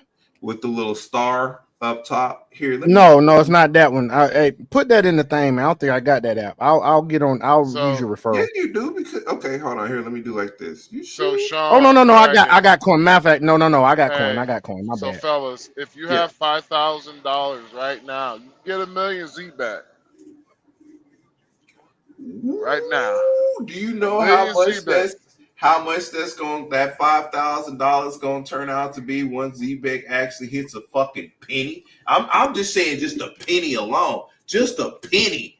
I'm not even looking at 50 cents. I'm not even looking at $5. I'm not even looking at a dollar. But if it hits a penny, you invest in that. How much do you think you're gonna make on your return? And it's under a penny. Before taxes, $500,000. Yep. So $250,000. I mean, sorry, my bad. Woo. $2,500 right now, guys. Get you $500,000 Z back. Yep. Because for 200 and let's just say like 241,000 Z-Beck is worth $1,227.56. Just as an example. Yeah. And it's Get him, under officer. a penny. Mind you, like I said, and it's under a penny. So I won't see a nigga get pulled over. Y'all got front row seats. But so that is something to look into. Like I said, not necessarily financial advice right now, but it's just giving you areas so that way you can look into what networks that we're getting into, the reason why we're getting into those networks, and the projected outlooks and outcomes of those, because we like making sure that we pay attention to what the institutions are doing and where money's flowing and where that's going. So yes, sir. So Dragon, you said that you could stake RLUSD. Yeah. On Uphold, right? Yeah, on Uphold, they automatically give you 5% in regards for you holding it because it's a stable coin. And then hold on. Are you serious? Like I was trying to figure out how you do it on Uphold. So it's automatic? Sir, yes, sir. That's correct, sir. Then they also have a USD account as well too that adheres on it. So here's some key things about Uphold, and this is the reason why I seriously be talking about it so much. Let me let y'all know some things about this and why I like it so much. And I'm also looking. When you send the app to somebody, you use your link and like share it with one of your friends. Mm-hmm. So I think he's talking to somebody else, Dragon. Okay. I'm talking about the Ember app though. Oh, you're talking about Ember app. Yeah, if as long you share that out, like you guys share that out. I think we have the link here posted in ours for what people, if you guys are wanting to go ahead and join in, whether it's going it'll send you to Google Play, mind you, but you can still join up via your Apple store. Just use our code that we have that's placed in there.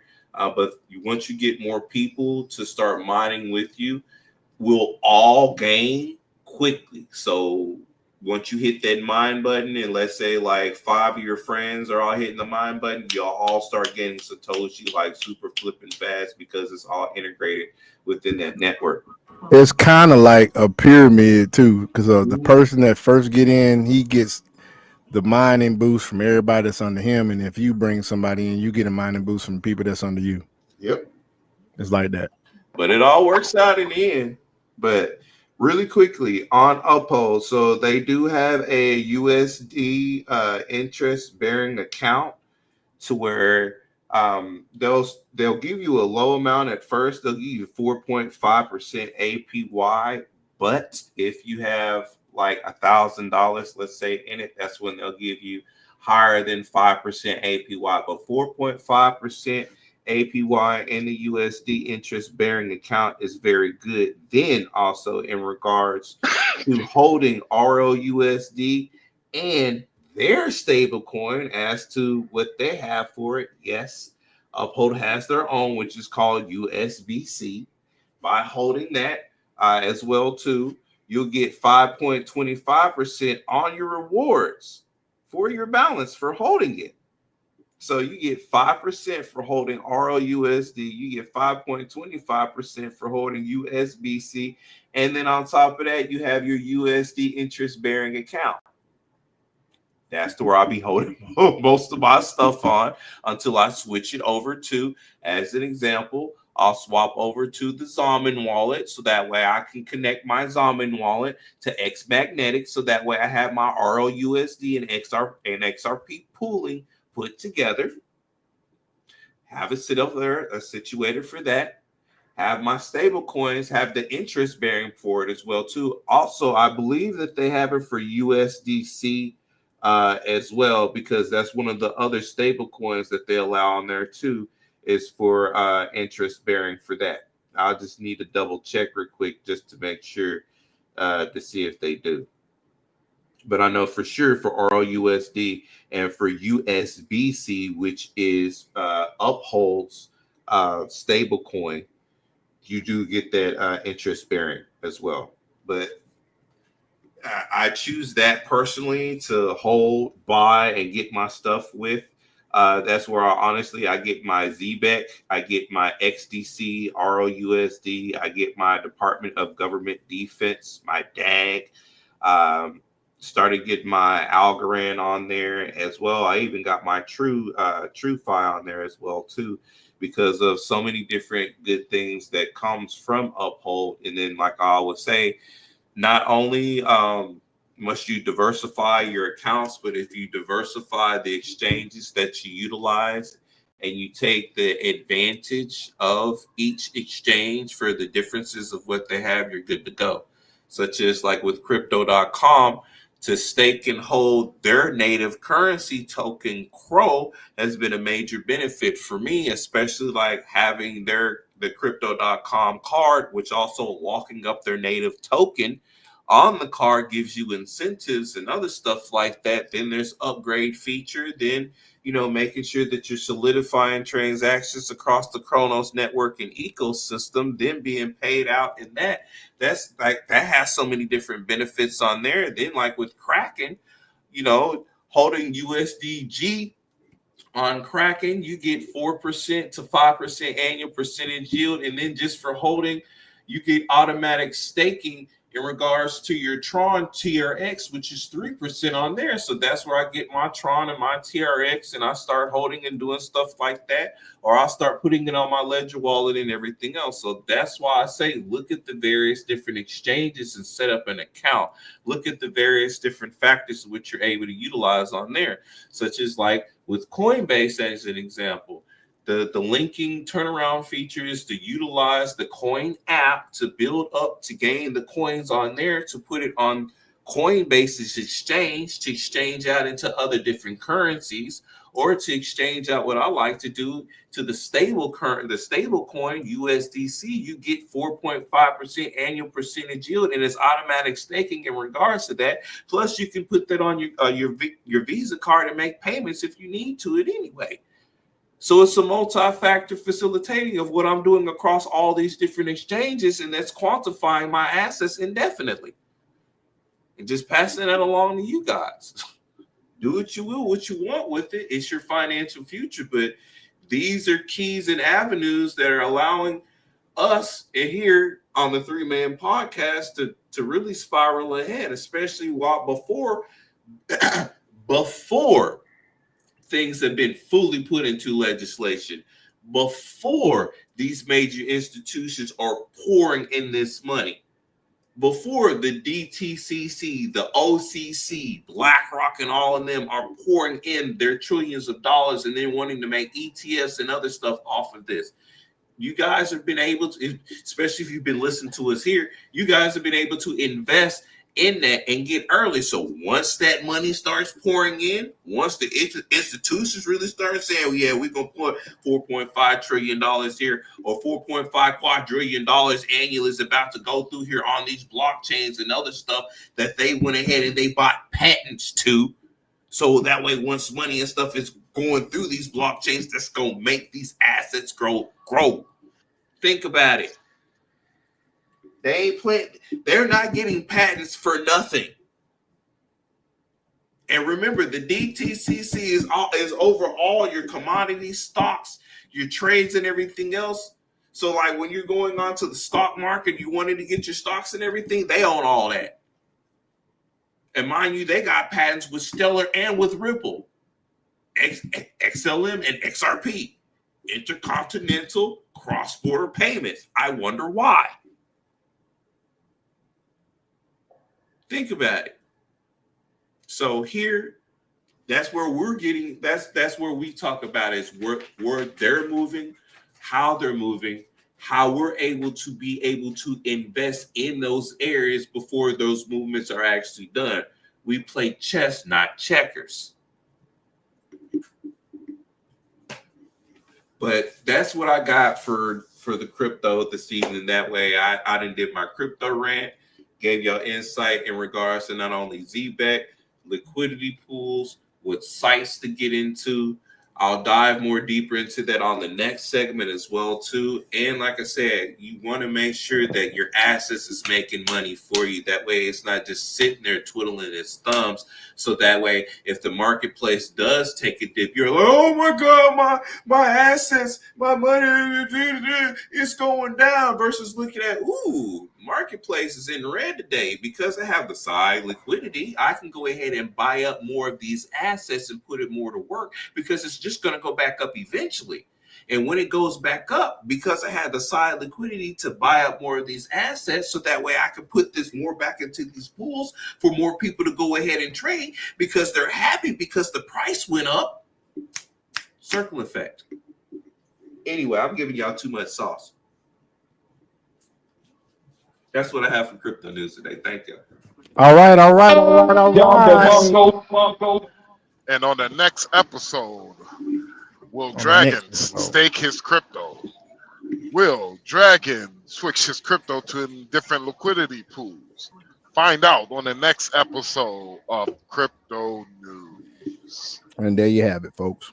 Yeah, I was trying to do the whole Dragon Ball Z.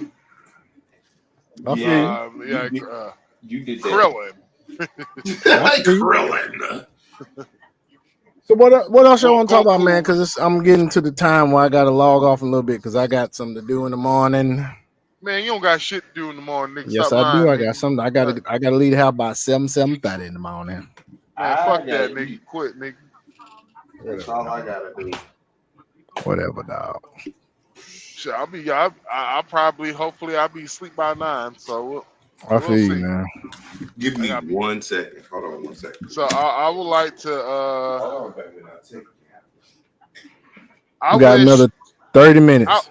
I wish at they the would make most. movies like how they used to make movies back in the day. Okay, why you say that?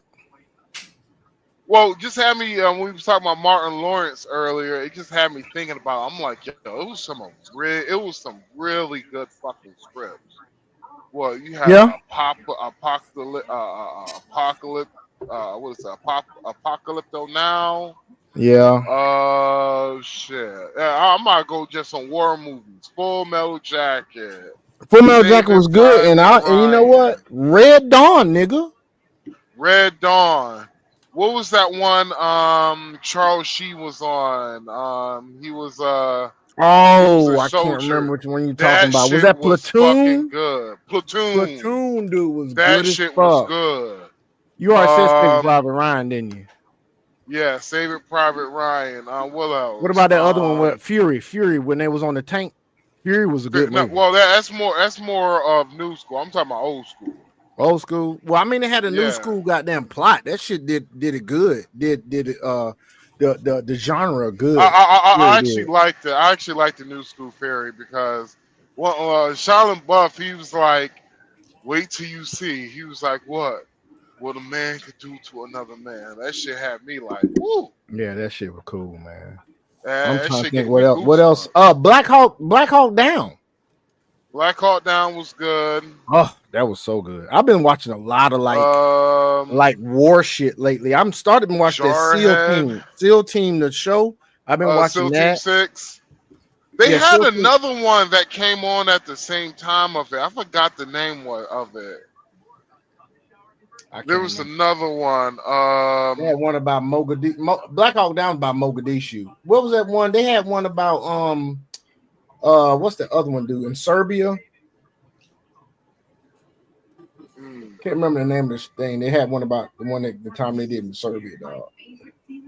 Yeah, no, they got some. Well, goddamn, what was the other one? It was another one. An old school movie about We D-Day. Are Soldiers. Pacific. Midway was good. That old school one, Midway was really good. The Great Escape. With was it? I like Inglorious Bastards. Inglorious Bastards. Matter of fact, I might watch that shit tonight. Only reason Inglorious Bastards is it didn't really have action. It was just the acting was great. All that bloodshed. I did like the plot. It was good how they did the plot. How they was trying to assassinate Hitler. And it all was the just shit they the had to go acting through. was superb. Like what's his name? The dude who played the doctor on Django, Han Solo. Yeah, that nigga. Then I don't know if he was nominated. If he wasn't nominated, that shit surprised the fuck out of me.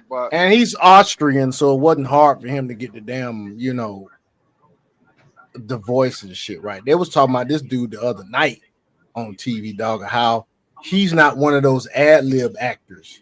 He goes strictly by the fucking script. He immerses himself in the character, and he goes strictly by the script. He does not do ad-lib shit at all. Yeah. Well, some actors, that is a good thing. That could be a great thing for some actors. And other actors, that could be like the Achilles heel. Mm-hmm. I think it's better in comedy. Anything comedy, I think it's good to be an ad-libber. But something that historically based, like Inglourious Bastards, with a plot that was some fictional and a lot non-fictional, is good to not ad-lib, in my opinion. Yeah, and so he did a good job. Like when he was like on any of them, basically when he was at the house. Yeah, when he was trying to get that chick at the house and it was under the floorboards. Yeah, that was a great fucking scene. Great scene. What was her name? Her name was I forgot. And also because he was going to shoot her, in the back, and he just stopped. And he said her name. He said something like I'm coming for you, but he said it in another motherfucking language. He said it in French. Yeah, that was a good ass fucking scene, dog. Also the Trudeau. You ever had the Trudeau before? Oh, and the scene when they was in the pub and the chick left her fucking heel. They got in that shootout in the pub and shit, and that's how that nigga found that chick. He found her heel in the pub. She left that shit because she got shot in the leg or some shit. Another one, another scene when they was at dinner. When he was talking to the French dude and they was eating. Yeah, he's talking about dessert That he was- likes a lot. Oh, wasn't that right before the scene when the floorboards when he had the men come in and shoot No. at the floorboard? I was further in the scene. That was when she got caught and they was sitting down eating dinner. Oh yeah. And I think he wanted to. I think he was trying to turn himself over to the Americans as a. I think he was trying to struck a deal with the Americans. Okay, yeah. Oh, that scene, yeah. And they ended up injuring him in the end so that he could be more convincing. They shot him, didn't he? Was it shot him or they stabbed him or some shit?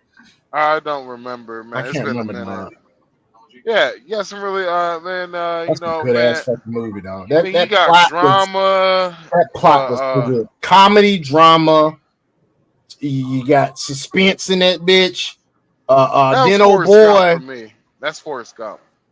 What, Forrest Gump? Forrest Gump probably one of the, when it comes to the all-time great movies, in my opinion, Forrest Gump got to be included because it had comedy, it had action, it had drama, That relationship drama. It had everything dark comedy. It had yep. everything you could think of in one fucking movie. And then it also had some light-hearted moments, like when he was sitting on the bench talking to whoever was on the bench with him, and old girl was like, "Well, if you go down here one more block and take a turn," he'd been sitting on that bench the whole fucking movie, and didn't know he was only about 4-5 blocks away from Jenny. That was some shit. Yeah, man. And he it was when I say one of the all-time great movies, Forrest Gump, it's like Forrest Gump has a special place for me up there at top because it was also inspirational too. Yes. Damn, this nigga. And you felt for the character, like you got to the point where you felt for Forrest so much you wanted this dude to win. Yeah. Even though he was simping the whole fucking movie. Oh my You God, wanted this cat to win. He was sipping after a chick that caught HIV because her ass was goddamn bending it over. The whole time she wasn't with him. She had that cat spread wider than the fucking Mississippi River, nigga. Spread eagle in that bitch. And he still had love for her. Ended up marrying. I love you. Why don't you love me? This nigga. And he became a single father at the end. Yeah, just hear me out. And that's the reason why I tell dudes watch Forrest Gump. Give me just a second. Forrest Gump will tell you a lot about women. Yeah, I'm about.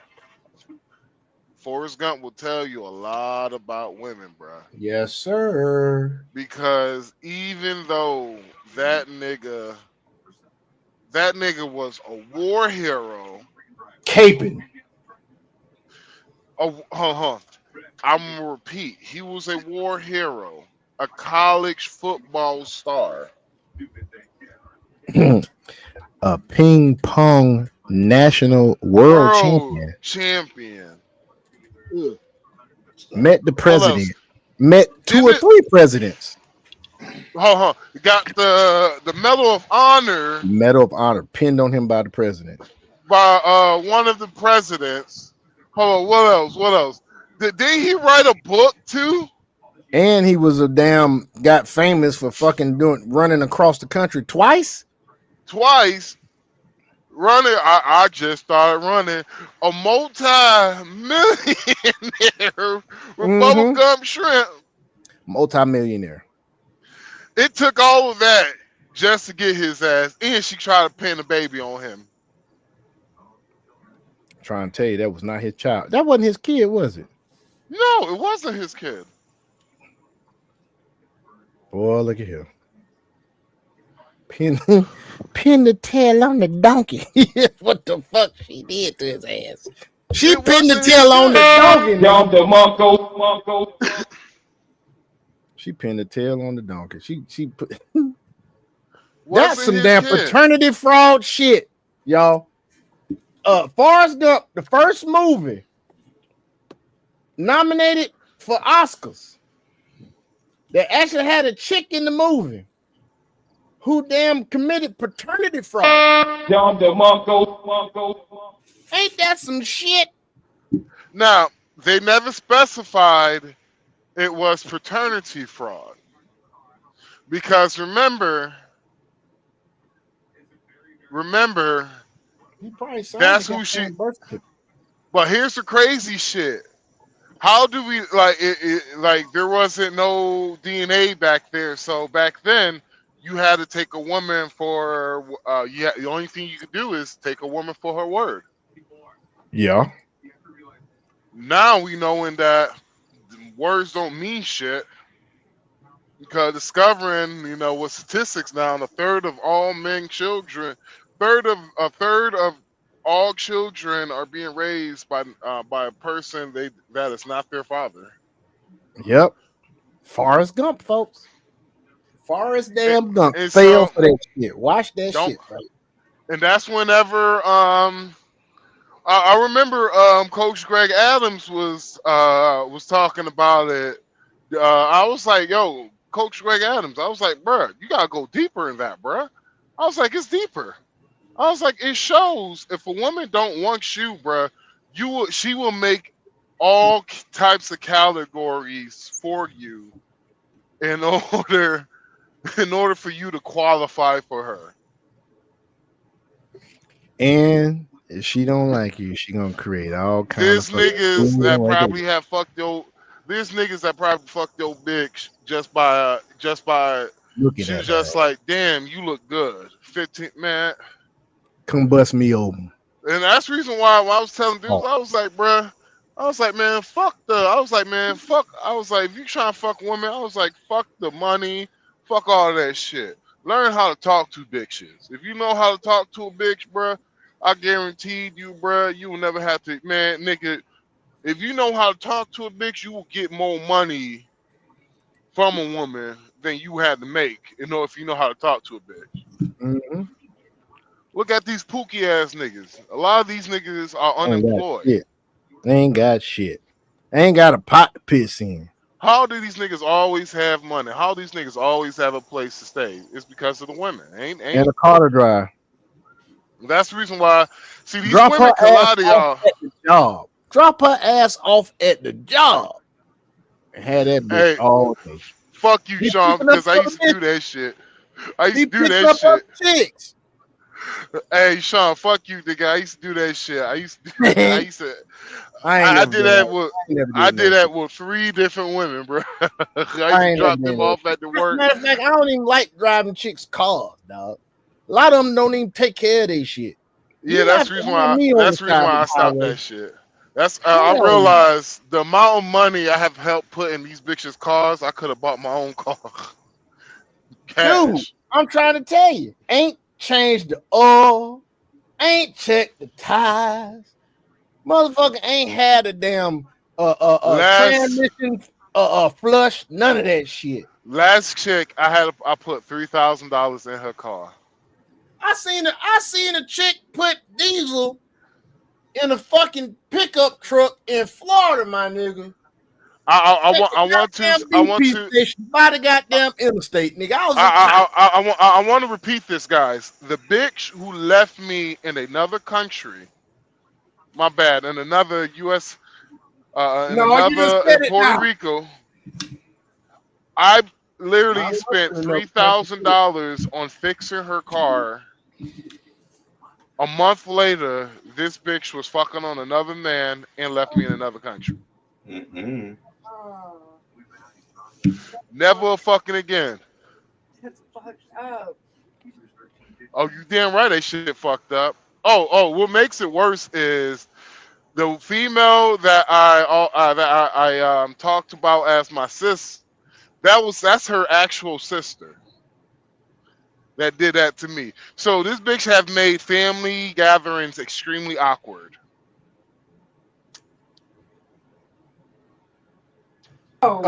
Consensus in the audience says that's an ass whooping trying to happen.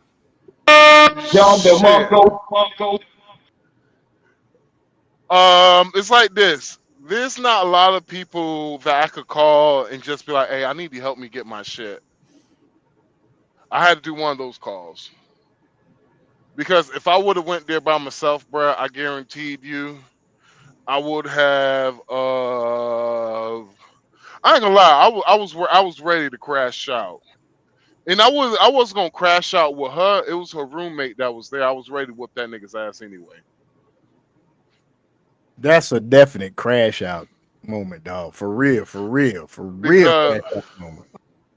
Because when her sister pulled up and she picked me up from the airport, her sister pulled up and shit. When I got there and I seen that white car wasn't there, I was like, you know what? We're gonna be good. We're gonna be straight. It's all good.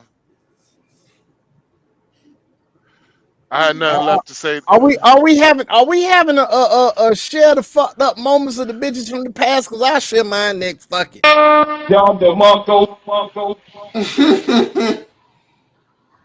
Uh-oh, they're gonna say we're trauma bonding. We're trauma bonding. Man, I ain't gonna lie, I ain't never had nobody do nothing that bad to me, dog. Never. But my first time I ever been fucked over by, I ain't gonna say fucked over, but I can say I could tell the bitch wasn't shit. I was in high school, dog. I'm chilling at my homeboy house playing this back in the day, folk. I'm 49, so some of y'all youngsters listening probably won't realize this shit. But as a Gen X, we got to play every goddamn game console that ever came out and will come out, goddamn it, because we still probably playing. We at my best friend crib, dog. We got the Sega Genesis going. I think we was playing some goddamn we was probably whatever that game where that motherfucker said, "Oh, that ain't shutting." Whenever he got them through his damn finishing move, we was playing that shit in damn DR Dragon. Yeah. I can't remember that damn matter of fact, I'm gonna crank that bitch up prior to night or tomorrow. I got that shit connected to my TV right here in the damn living room, my nigga. It was either that ain't shutting. And they had that damn dude with damn the dog that sick the dog on your ass. Yep. That damn game right there. That one with the damn ninja on that bitch too. And the dude had the damn ponytail with the damn with the sword and shit. He had that slash and shit. I remember what you talking about. So Sean, that shit was off the chain, dog. Dude, we sitting there playing that shit in my homeboy house, dog. We going back and forth, goddamn, beating each other in the fucking fighting game, right? We, you know what I'm saying? We got some shit, some money on that shit, betting and shit and everything. All of a sudden, I look out the window, I see a goddamn Ford Mustang black going down the damn dirt road. I'm like, shit. I don't know too many people got a black Mustang that same fucking year. Looked the fucking same. And then I said, hey, it's a goddamn Columbia County tag on that bitch. I said, oh shit. Went out the crib, went down the street, my nigga following that bitch. That shit was at my other homeboy house, nigga. I go up in the house, they up there in the goddamn bedroom, they ain't did shit yet. I said, oh, this how we doing this shit, huh? I said, you know what, it is all good. Yeah, y'all can have each other. And I turned around, walked up out the fucking house, dog. This motherfucker. And she wasn't no looker neither like that, to where bitches that be looking good, motherfuckers always be hollering at them. This is a really, really rare coincidence, nigga. Or either this nigga went after her or she goddamn she didn't know we was goddamn homeboys. So maybe he goddamn found out about the bitch and he went after the motherfucker. I don't know. But regardless, I was like, fuck that shit, man. That was some bullshit. You want to hear something? I find out, and as experience, bruh, is that your homeboy went after that shit. I think it's so too.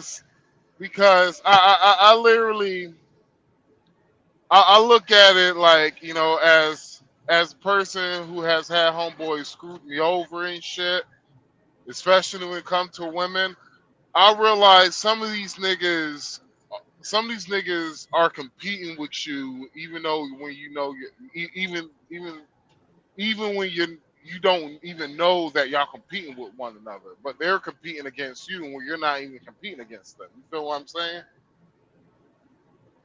I feel what And you're saying. so, like, shit. I had one of my exes try to ruin my career, bruh. God damn, dude. Yeah, nigga. One of them left your ass in a damn U.S. territory that you got to take a plane to get to. And this one fucking tried to ruin your career, dog? Bruh, she thought because my homeboy, this was like years ago. This was like, shit, this was way before, shit, this is way before COVID.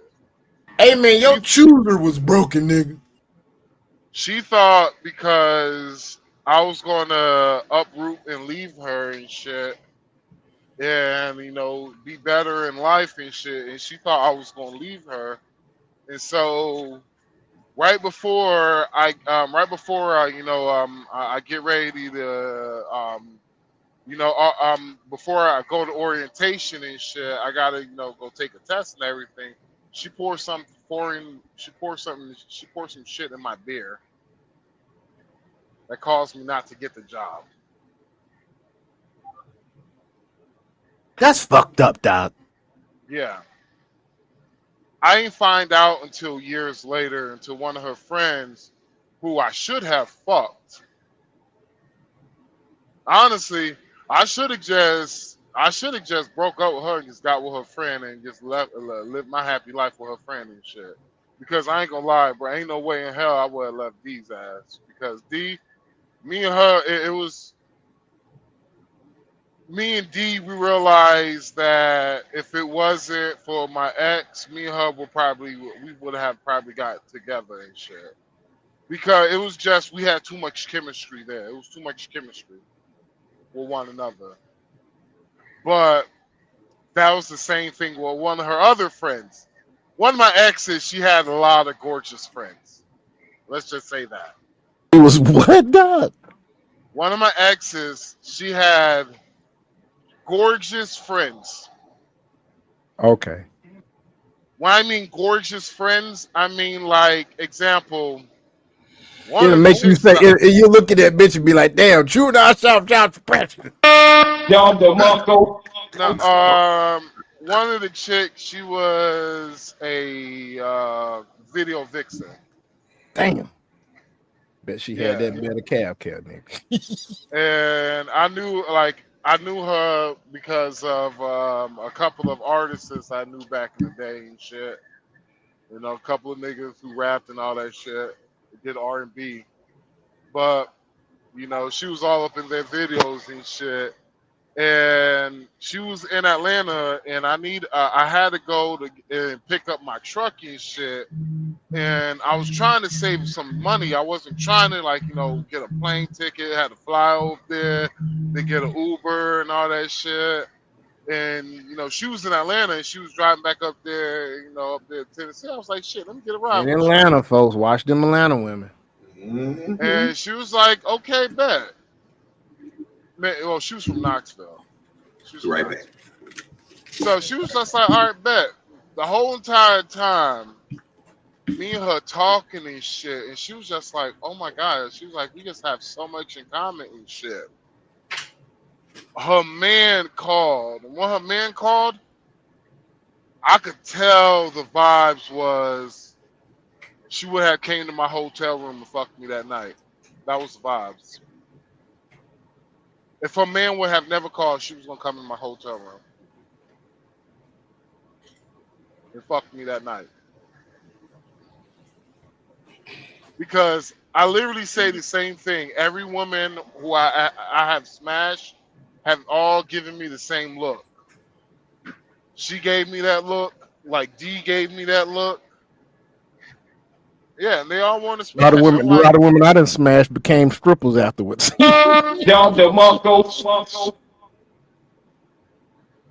she was just a white girl who's just thick than a motherfucker, boy. Mm-mm-mm.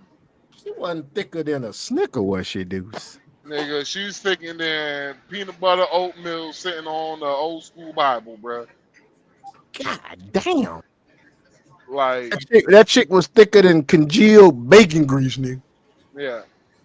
And she was fine. And she was fine too. She's That still bacon grease fine that be too. on top of the stove in that can that your grandmama used to put in that shit, man. Every time she cooked bacon and she got damn siphon that bitch, put in that can on top of the stove. That's how thick that chick is. Lift that shit up, look at that shit. Shit look like cream, nigga. Yellow cream, nigga. Like jelly, Please nigga. stop. Please stop. Carnivore diet, man. You supposed to be using bacon grease anyway. Duck fat. Nigga. I cook bacon You grease. just made something supposed to be funny. You just made it real dirty, nigga. Dirty and nasty. Ew. Dirty and nasty, nigga. But yeah, so Give me a pillow, please. Get out of here. Get out of here, man. You're talking about a time to where I didn't know who I was as a man. And so it took time, and then, well, basically, I was watching Kevin Samuels and shit, and I started to get feeling a little bit more worth about myself. And so with my ex, I was just way too focused on the shit that I had going on in my life to really focus on what the fuck she had going on in her life. You feel me?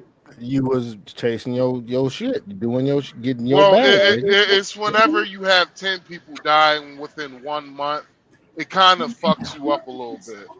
Yeah, sorry to hear that, bro. And so I had about 10 folks that I care for die all in 1 month. And I'm expecting this bitch to really care. This bitch didn't really give a fuck about what I had going on in my life. You feel me? Damn. That's fucked up, bro. Or she was just cowardly enough to tell me that, you know what, you're putting a lot on me. I'm sorry, but I can't handle it. I could respect that even more. Right. But no, that bitch was all about having fun, enjoying her life, and all that shit. That's cool and all that shit. But when you tend to do dirty to motherfuckers, bruh, you can't get mad when dirty shit happen to you. Like that bitch lost her house, her car, all that shit. Damn. Nigga, you wanna hear something? I really give two fucks. I ain't gonna say I'm not gonna say that, oh, she deserved that shit. And we know I you won't say when I first heard about that shit, I cracked open a fucking cold beer. Ain't nothing wrong with that. Jesus. Said God is good. He will fight your battles. Boy. Vengeance is mine, saith the Lord. Yeah. Shit, man. How about this? I ain't trying to one up you, but this is my fucked up shit here. So I'm at my HBCU undergrad. You know what I'm saying? I got a off-campus apartment. It's me and my roommates and shit, right? So, this chick, I had already been to her house a few times. I already knocked it down. So, she comes over our crib because there's a damn party across the street at the Cap House. We stay across the street at the Cap House. So we already over there drinking, smoking. Hennessy and the damn herb was flowing. I'm talking about, dude, it was so bad. One of my homeboys was curled up in a fetal position with his ass in the air. That's how fucked up he was, dog. God damn. Do me a favor, please. Get out of here. Get out of here, man. No, I'm serious. This nigga was in a fetal position, but it was vertical, nigga. Hey, Shaw. That's how fucked up he was, bro. Hey, Shaw. I don't mean to cut you off, bro. But, yo, I had one of those parties, bro, where my homeboy was passed out. Both my homeboys was passed out on the couch and shit. And my homeboy woke up out of his sleep, was like, yo, I gotta piss. Damn. He got up, stood up, he stood up, turned, start pissing on my friend. Wow. He woke up, he was like, yo, man, what the fuck? I don't like nobody. And went back to sleep. Asians, blacks, whites, Mexicans, Puerto Ricans, Cubans, dogs, horses, fish, roaches, worms, butterflies, ants. Nigga, I don't like nothing. Nigga. This nigga woke up, was like, what the fuck? And went back to sleep. Wow. My bad, bro. It just reminded me of that shit. Well, no, you good, man. Because, I mean, dude, this nigga was fucked up. I was fucked up, too. The fucked up thing was, old girl came through. It was me, my homeboy, who stays up in the Atlanta area, one of my frat brothers. He wasn't frat. Was he frat? Yeah, he was frat at that time. Me, another dude, the dude that was passed out in the fetal position with his head on the floor and his ass in the air. What the fuck? This nigga was passed out like he was in the womb, nigga, but his ass was in the air. Hell no. Yes, he was that fucked up. Hen and the herb was flowing. I'm trying to, you know that hen and herb combination, nigga. Man, Dude, dog. We in our 20, I'm like at this time, I'm like what, 20? I'm 20. This nigga was 19, maybe 18. We all in our 20s except for this cat. A couple other cats around them, my other roommates around there fucked up too, but I think they was outside at the Kappa party. So I'm laid out prone, nigga, on the floor, fucked up. This chick fucking with me, trying to get me in the room so she can take advantage of me, which I would have been, of course, welcoming. I mean, you know, because like I said, we had already done the do a few times. My roommate, you know, she ends up going to her crib with my roommate. He wasn't the only one that wasn't fucked up. She just wanted some dick that night. I'm pretty sure. Went to the crib with this nigga. He hit. Come to find out, she just a hoe. She hit 3 other of my frat brothers. Yes, nigga. And then gonna have the nerve to act like she ain't fucking on us, nigga. I confronted her about that shit little years later. And this chick married, she done cheated on her husband a few times. She still, this bitch is 52. Now. Still got a nice little body on it too. She aged too much. I'm talking this bitch is a whole nigga. Straight denied. I confronted her back there. Straight denied that she fucked my homeboy. Fuck me. Fuck another one of my frat brothers. Another goddamn frat brother. She had fucked 5 niggas that was in the same frat. Everybody knew each other. This bitch. That's crazy. But I was happy at the time because I was like, at first I was like, that's fucked up. Then I said, hold on, this nigga just saved me a whole lot of fucking trouble. Because I ain't gonna lie, the chick was, you know, one of them chicks you goddamn walking the mall with hand in hand, nigga. Talking about show off to you niggas. No, this motherfucker. I hit a chick one time, man, and goddamn college. This chick was 6'2". Bad motherfucker from New York, man. I thought her ass goddamn farted goddamn clouds, nigga, that smell like goddamn unicorns and butterflies and flowers, nigga. Man, this bitch let one of my other frat brothers hit too. I like, this bitch ain't shit.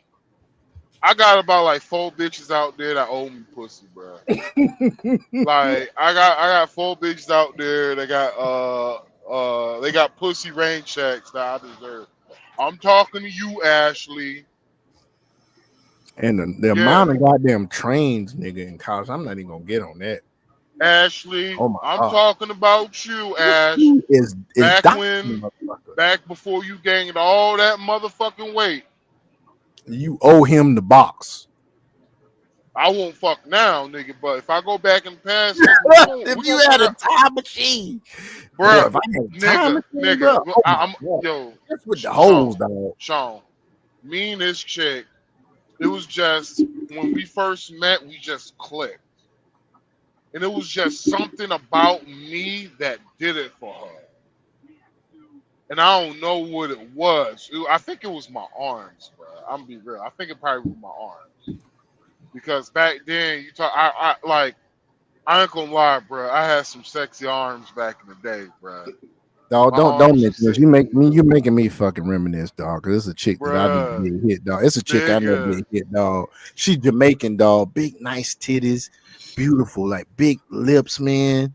We clicked like a mother. I'm feeling you, bro. Man, Pause. bruh. I'm feeling you, though. With this dog, I'm right there with you, dog. So Sean, it was about the first time.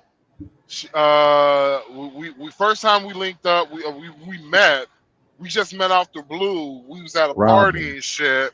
Her And I name was was just Robin. demolishing niggas in beer pong and shit and all that. And so I went outside, smoked, and she asked me, "Do I have another smoke?" I was like, "Hell yeah, I got you. Here you go, baby." I was like, we was talking woo woo, I'm like, I'm Matt, Shit right now, dog. and all that shit. And she, she asked me, "Do I want to go sit in her car and chill?" I was like, "Shit, let's do it. Fuck it." I'm too drunk. I ain't trying to get too drunk tonight. I'm drunk, but I ain't trying to get too goddamn drunk. So I need a break on beer pong and shit. And so we linked up and shit. And one thing led to another. We were just talking about. I was like, "Yo, the stars are on some heavy shit tonight."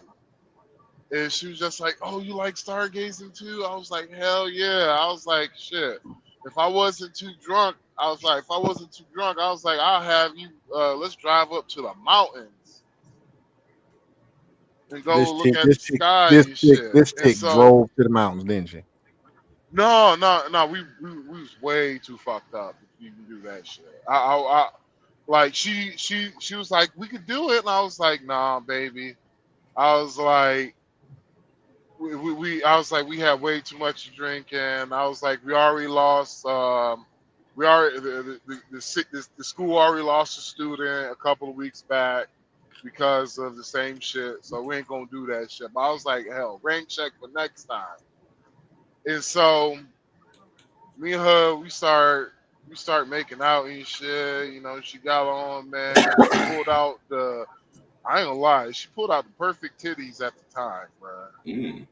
And yeah, white girl too. She kind of thick and all that shit.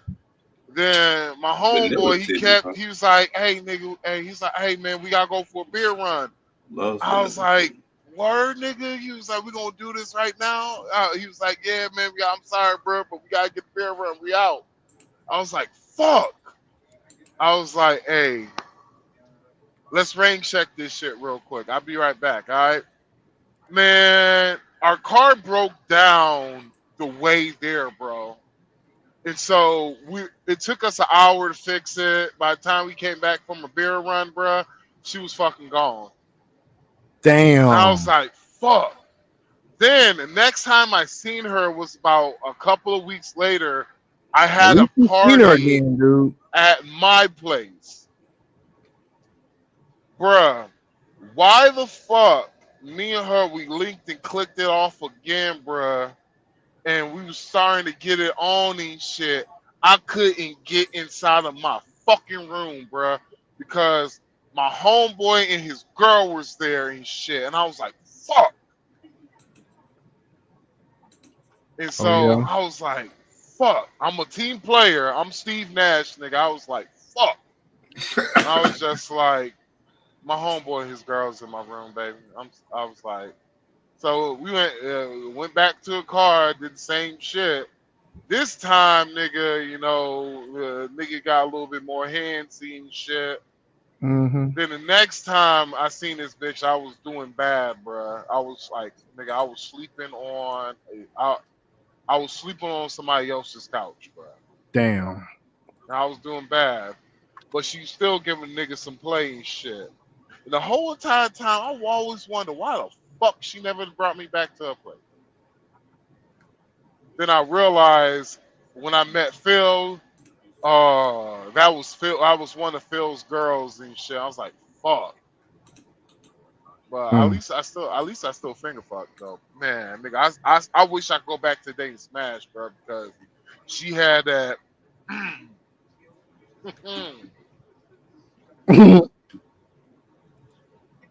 But I was pissed off because I found out one of my homeboys smashed. Oh yeah. Yeah, nigga. He was like, "Nigga, you talking about Ashley?" He's like, "Hell yeah." She was like, "Man, Ashley got that killer, boy." Wow. I was like, you smashed, nigga. He's like, hell yeah, nigga. I was like, damn, nigga. I've been trying That's to how I smash felt. that. That's how I felt when that tall New York chick in school, and when my frat bro was like, "Yeah, man," I was like, "Damn." This one of them chicks, when she walked into the student center, dog, everybody got there to stop what the fuck they doing and see what the fuck she doing. And she always had heels on. This chick was 6'2", flat footed.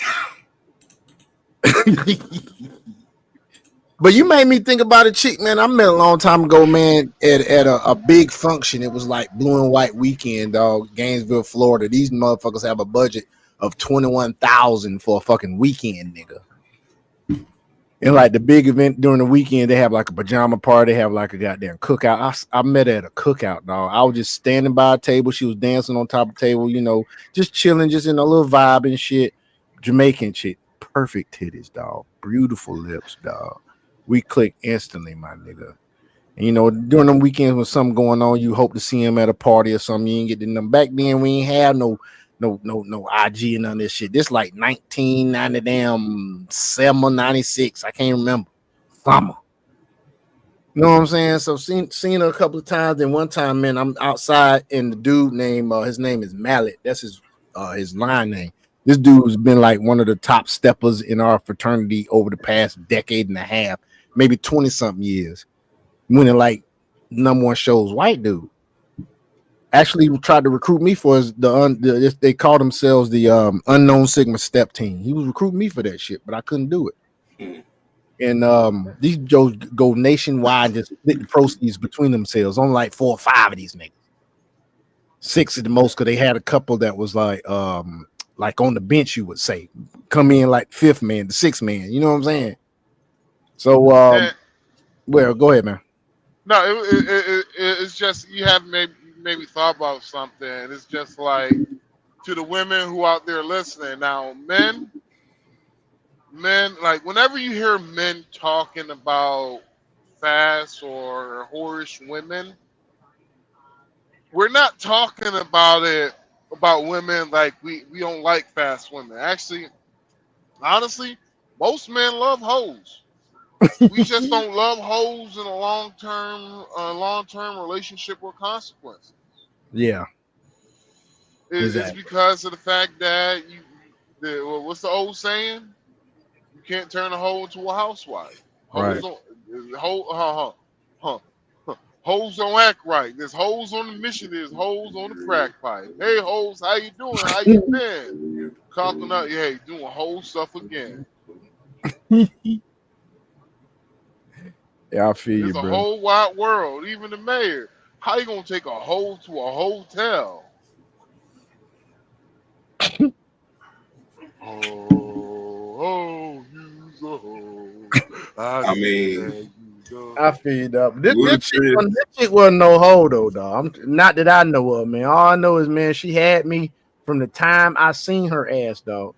We fucked around and we sip, nigga. Goddamn, just like your situation you just told us about. Just the next time I saw her, like I didn't see her again until I was in Miami, dude. And she came to see me. Hopefully she still lives. Came to see me at my homeboy crib, dog.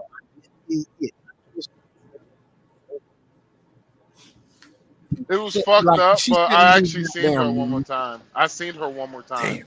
This chick sent me like naked photos and shit back in the day when chicks wasn't doing that shit. This chick had the perfect body, my nigga. Oh, it was mine for the taking. But this chick wasn't, from what I could tell, this chick wasn't one of them ones you want to be with for a short time. This chick was like submissive. I'm talking about just very feminine, dog. Oh my God. And always smiling and touching me on the arm or whatever else. You know what I'm saying? Oh, man. Right. Got me thinking about that chick, man. So Fuck she, I actually seen her one more time. I'm gonna look for her ass. Fuck that shit. I ain't seen. Let me see. Actually, last time I saw her, Miami. I was 18 years old. It was that summer. The summer that actually it was the summer I was homeless. So last time I seen her was when I was like around 18. 18 last time I seen her. Then years later, I seen her at a rave. I seen her at a rave when I was like around 24 years old. Now, Mhm. when I was 24, the first half of my 24, when I was 24, the first half, I was stuck trying to be a good man. Then whenever I found out my ex fiance was on that bullshit, on that whole shit, cheating shit, Mhm. then the rest of that 24, I just became a straight hoe. But when I seen her, honestly, bro, I didn't even recognize her, and she was like 40 pounds heavier, and she was with her man. And I literally, she was like, Kelvin, nigga, I walked right past her, nigga, Yeah. because I didn't realize it was her. Then I came out the bathroom, and she was just like, Kelvin. And I was just like, no, you got the wrong person. Mm. And she's just like, you remember, like, she was like, I might got your name wrong, but she was like, I think I went to school with you. And I was like, nah, we go to school. She was like, yeah, we went to school together and shit and all that. And she explained, I was just like, okay, it is me. I was like, what's your name again? She was like, it's Ash. I was like, oh shit, I ain't recognize you. It's been a minute since I seen you. I was like, oh shit. We was talking all that shit. The way she was looking at me, the way she was talking to me, her husband was getting very uncomfortable. Yeah. And because the reason why was you're talking about at 24, I was the man at that time, bro. Like, nigga, I'm at the club and you having about 25 different chicks just walking up to me, hugging me, saying, "Hey, Trap Daddy, how you doing, baby?" All that shit, yada yada yada. Oh, And that's then you that got that niggas just, that's your EDM festival name, right? Trap Daddy. yeah, Right. that's Yeah. one of many. And so, I have my homeboys walking up, was like, "Yo, what's good, Mac? What's good, nigga?" I'm like, "Yeah, what's up, y'all?" And so I was just extremely popular inside of this club and all that shit. And she was like, "You must come here a lot." I was like, "Nah, not really. I'm just here every Tuesday. Every Tuesday, that's pretty much it." But I was like, "Not really. I just know a lot of people in the town and all that shit." And all that, and you talking about this was my birthday party, even though my birthday was not it's not in June, but people assumed it was my birthday, so I was in, like, the DJ was like, "Happy birthday, nigga." I'm like, "Oh, appreciate it, yeah, it ain't my birthday," and all that shit. But anyway, shit, and so I'm walking to the bathroom. She's walking outside of the bathroom and all that shit. And she was just like, "You remember the last time I seen you?" I was just like, "Hell yeah, I remember the last time I seen you." I was like, "Last time I seen you, you was grinding up on my dick and shit." And she was just like, "That's the reason why I had to go to the bathroom." She's like, "Because," she's like, "I looked at you and that memory popped up in my head, and I was just like, oh my God, I had to go to the bathroom." I was like, "Yeah." I was like, "Hey, I got that effect on women and all that shit." But I seen she was starting to purposely get her husband drunk so she could get him passed out and she could come and fuck me. Damn. Yeah. Well, fellas, hey, if it happened to him, it happened to you too. Yeah, and so I didn't meet up with her that night because I had two females I was chilling with that night anyway. Feel you. So, Do you got me and it looking was for this chick, man, on Facebook, dog? Looking for any type of damn degrees of separation I can to try to find this chick. Dog. I ain't gonna lie to you, dog. But yeah, man, folks, how you so folks, it's been a nice show and everything, but we're gonna go ahead and wrap this thing on up. Yeah. Been nice talking to y'all. Thank goodness we got a crypto news segment in tonight, man. That was very, very useful. So, do you work tomorrow night? Nah, we can do it tomorrow night too. Yay, let's do it, guys. All right, then, folks. We'll holler at you later All right, everyone. from the Take 3 Man care. Podcast. Peace.